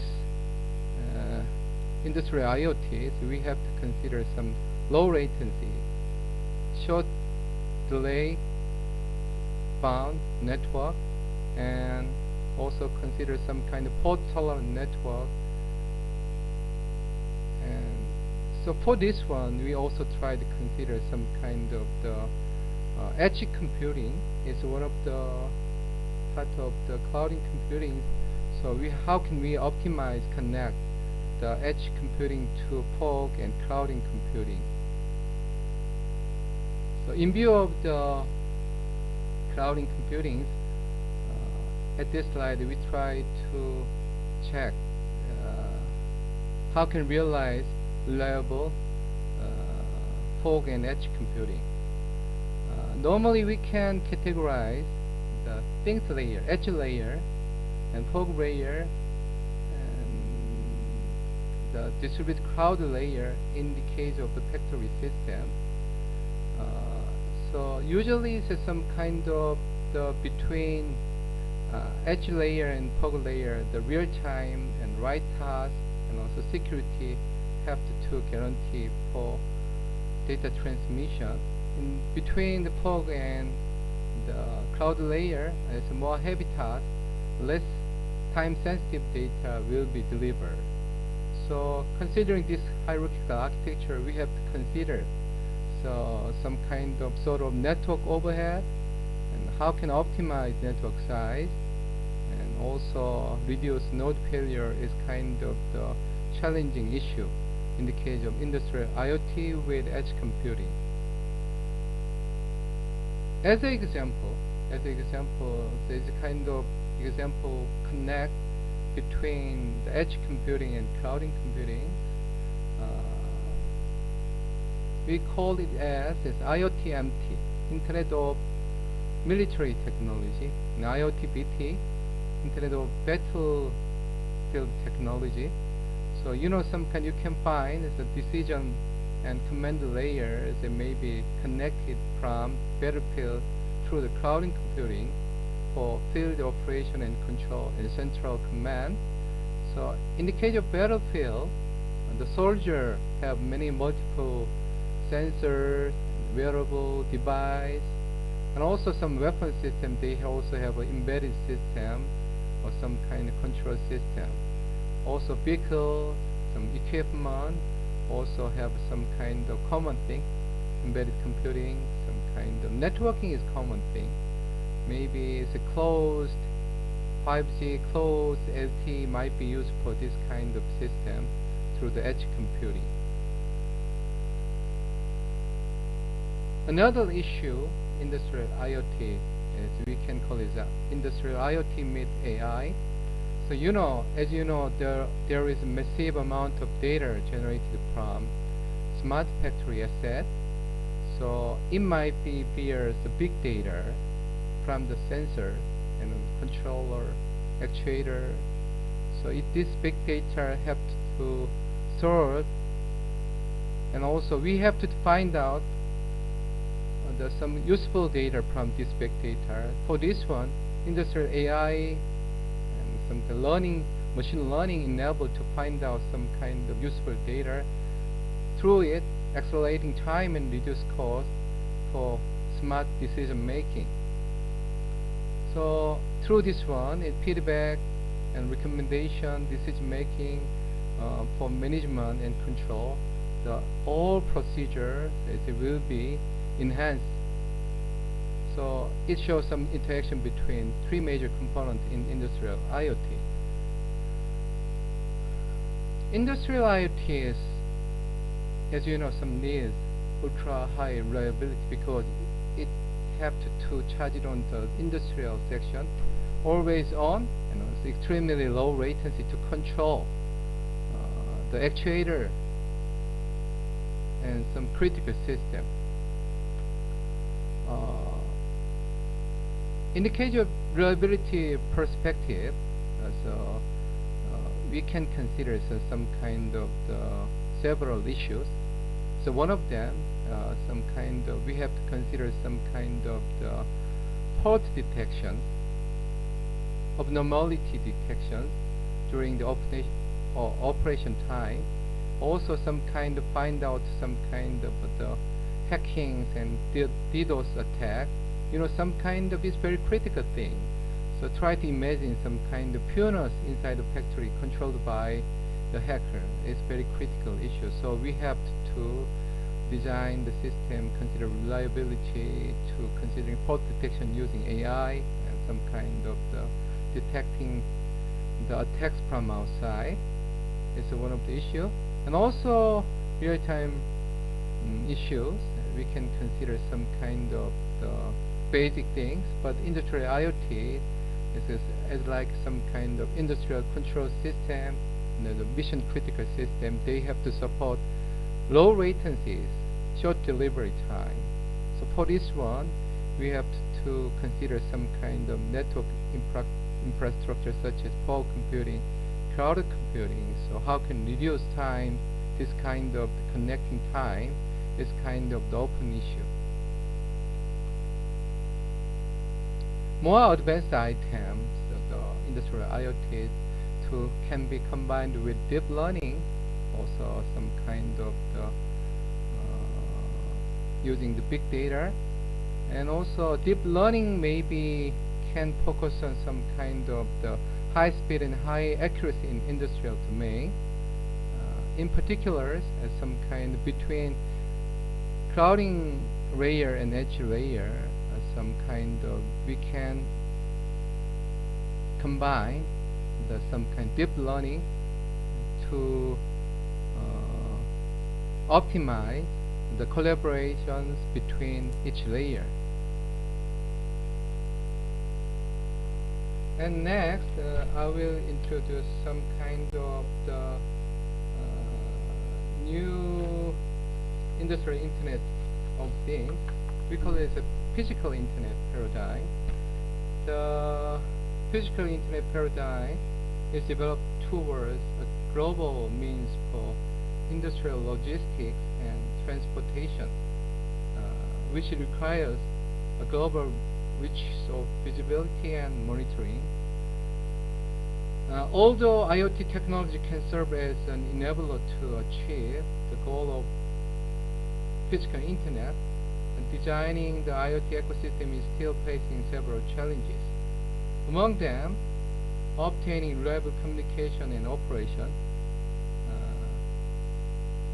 is the key objective to synchronize the material and information flow in the physical internet network through the smart object, smart network, and smart management system.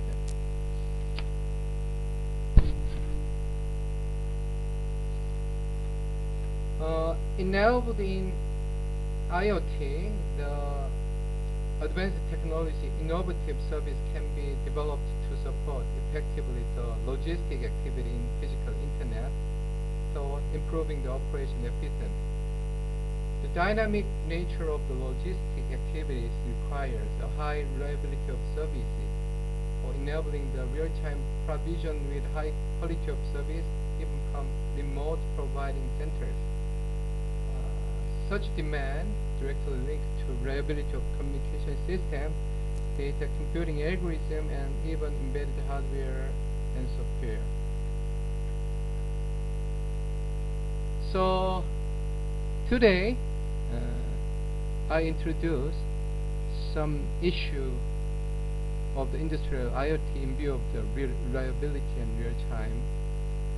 So in the case of reliability issues, we can categorize from application to perception, application and middleware and network perception.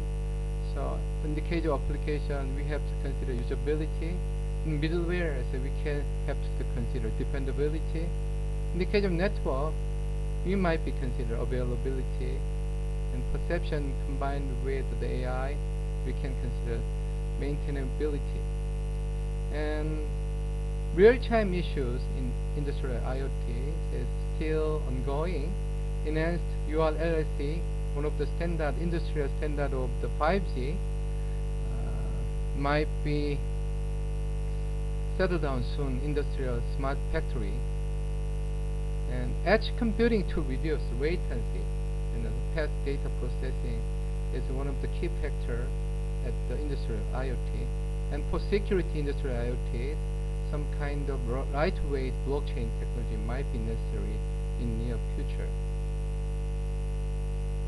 Today, I talk about some kind of the overall issue of the reliability in real time. If you have any kind of question and comment, please feel free to comment directly to me. Or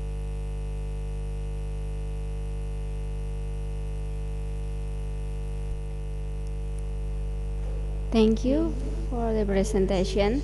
And now we have Q&A session.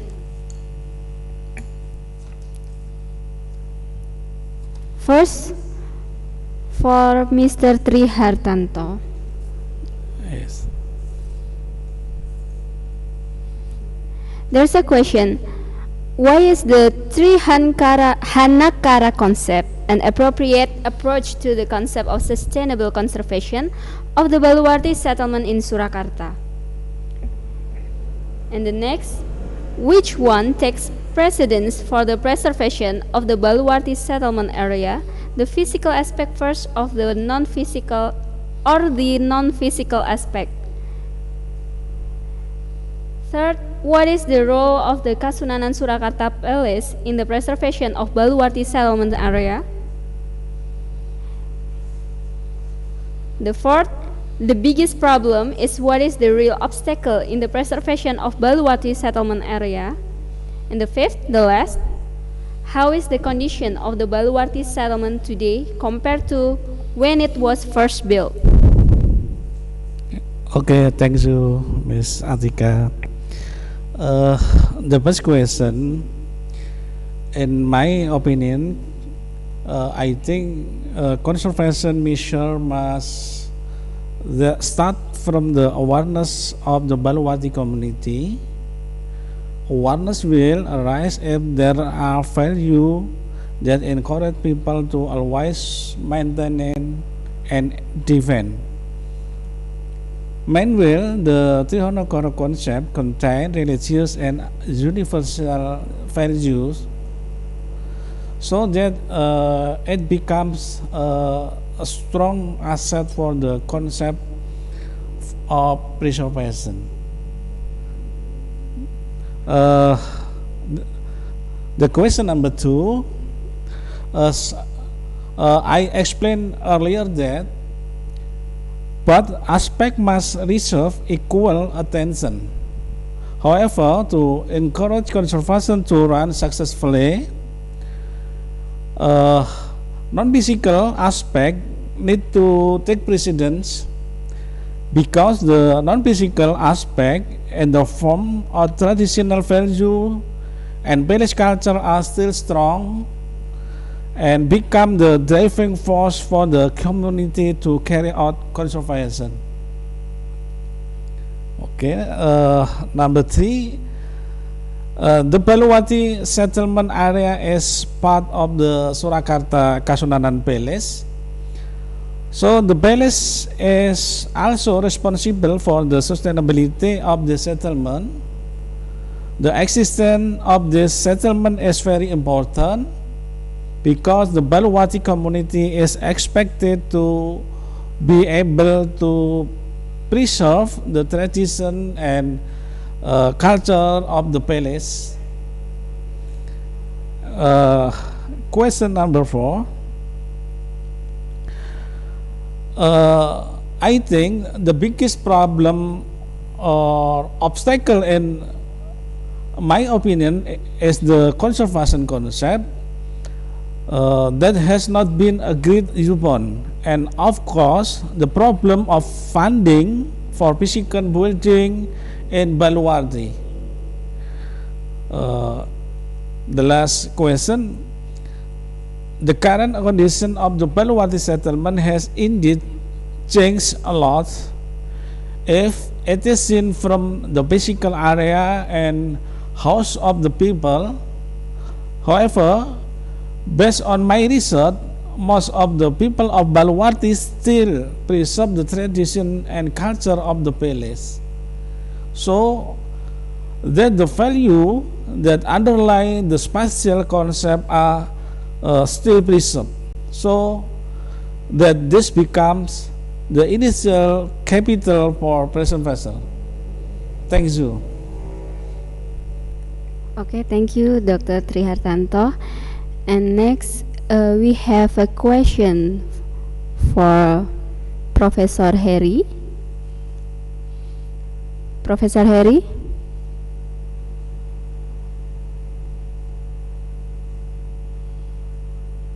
Professor Harry? Oh, I think we can pending before Professor Harry can join us again. A question for Professor Farid. When we talk about traditional house, it's not only about the building itself, but also the culture, the values of each element of house, something that we cannot simply copy paste in today's modern house. What do you think about what do you think will be the biggest challenge to apply the approach of sustainability from traditional house to our current house? Okay, thank you for the question. Good question. Uh, I think traditional house have its own advantages, uh, especially on how it's respond to the climate, how it's respond to the local culture, how it's relate back to the occupant of the house or the owner of the house. Before, there is no huge development, big development, 2,000 unit development, 3,000 unit development, or 10,000 unit development. So the house is designed for the owner. So owner play the role to decide the criteria of the house, how big he wanted, the decoration, the aesthetic. But nowadays, it's different. It's been developed by a developer, big developer. Of course, we try to bring the features in traditional house into the modern house, but we have to remember that culture change, design according to the culture. In sustainability, they have the economic factors, the cost. Nowadays, the timber cost is very expensive. Even when I design my house, at first I try to look into the timber as the main material. The cost is double or triple, can afford it. So economy is the main factors. So things like this limit the application of traditional houses. But what can we learn from the traditional houses is its response, one, to the climate and to the culture, to the owner. When we're talking about the climate, talking about how to get good indoor thermal comfort. So by understanding how to respond to the climate, actually you have already following the concept of traditional houses. But if your house is hot, you need air conditioning system. So it's totally different from the traditional houses. Same thing as the traditional houses have raised floor system, because they need because the material is timber, and then they need protection from wild animals. To impose for modern houses to have raised floor system may not be appropriate in certain aspect, because in suburb or city we don't have wild animals. We're using concrete. Concrete's not really damaged by wet ground. So when we design our modern house, we have to remember that we're not taking the design of traditional house 100% and put it into modern house. We have to understand the factors and the cultures that affect the traditional house, understanding it, take the positive side of it, and bring it into modern home.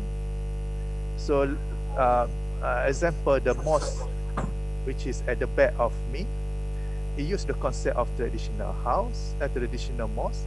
But as you can see, the roof material is different. If you use clay or Singora tiles, it's good in terms of thermal comfort, but the maintenance will be very high.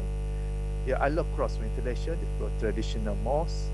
A certain thing I think we can follow, but there are certain things that we are unable to follow at the context of our due to the culture, due to economy, due to technology availability. I think that would be my answer. Okay, thank you, Mr. Farid.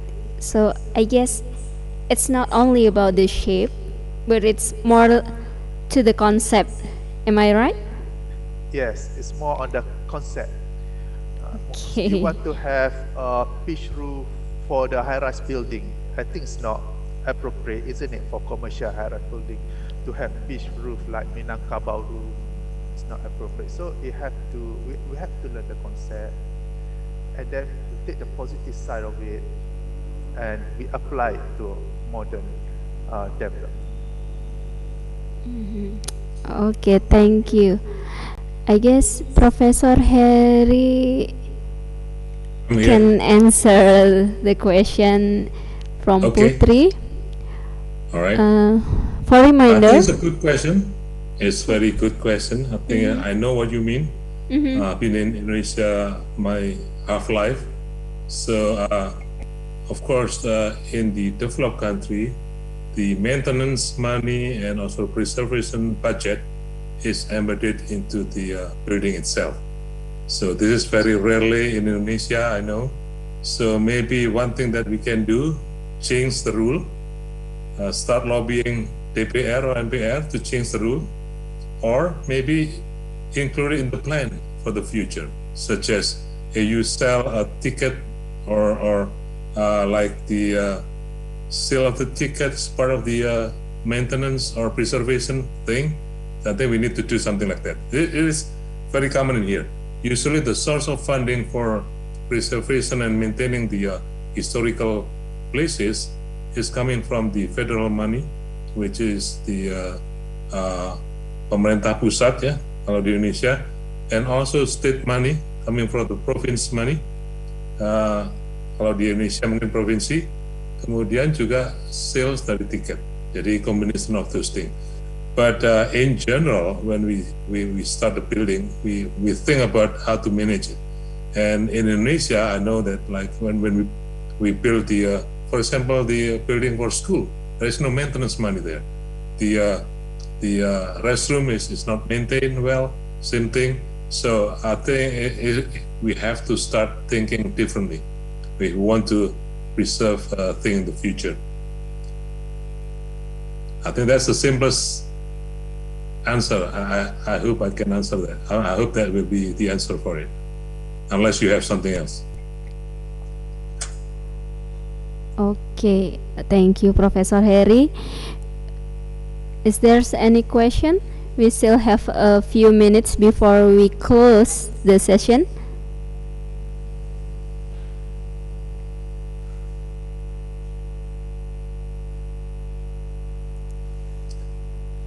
Does anyone in here would like to pursue like a master or PhD degree in the US or in other countries that of interest? Maybe I think we can maybe start helping you there with information first, and then maybe find a matching professor for you. That would be possibility as a role of diaspora there, to strengthen the manpower of architects for the future. There will be possibility that we can help you out with that.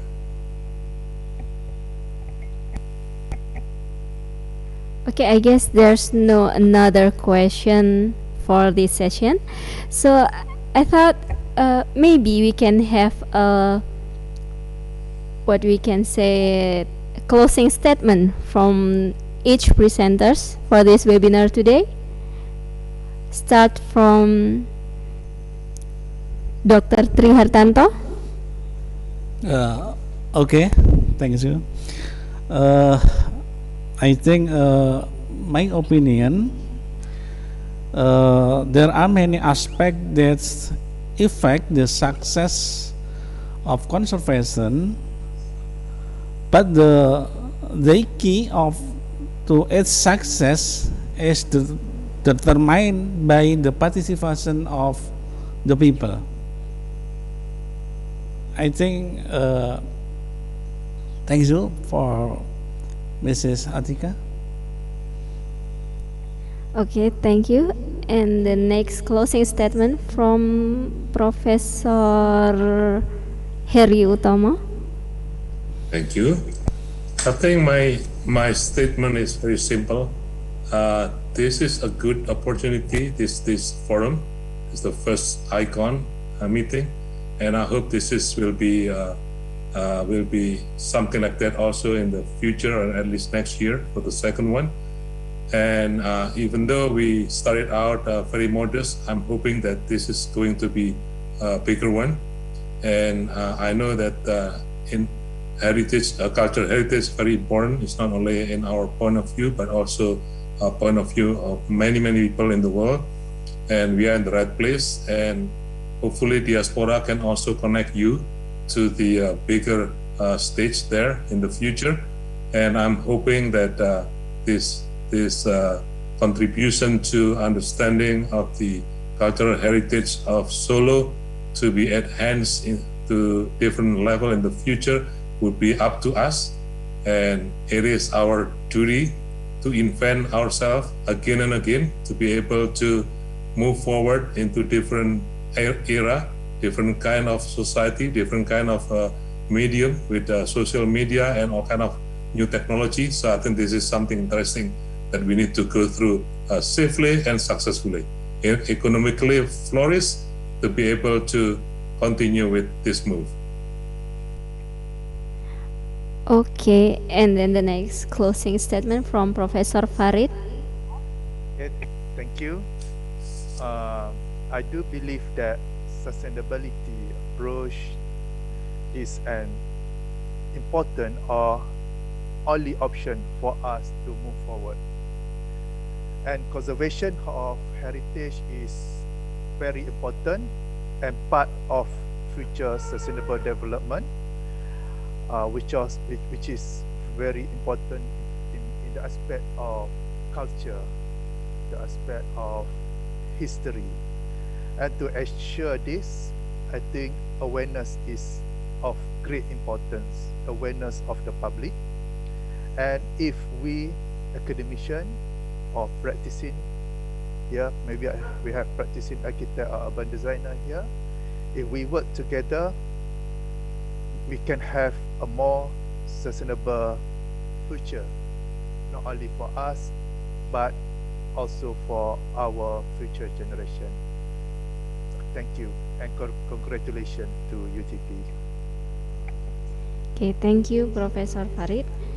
And now, the last, I will thanks to all of the team, the presenters, to join this webinar, and I hope we'll have a chance to meet live here.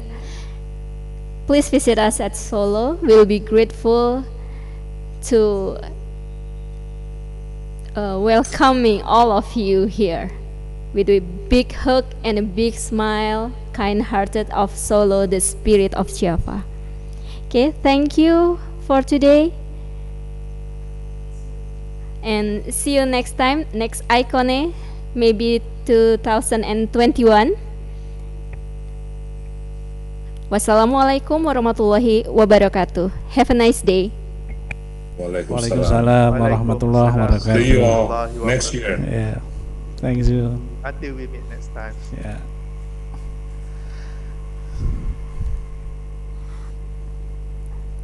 Oh yeah, for information, link presentation, for info, link presency, there's a chat box only for participants. Thank you.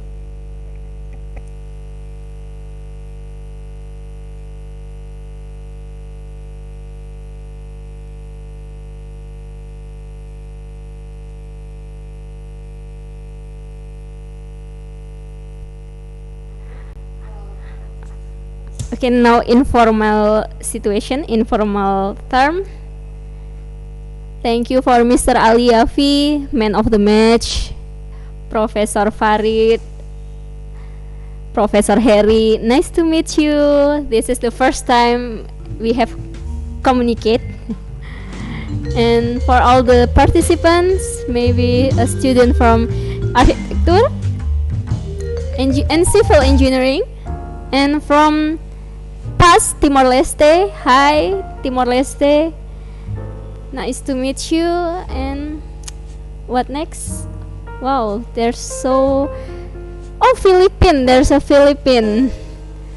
What? Hello in Philippine. Hello, just hello.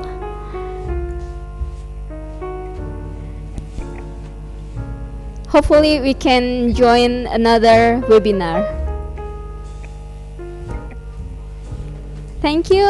You can click leave Zoom, and see you next. Bye bye.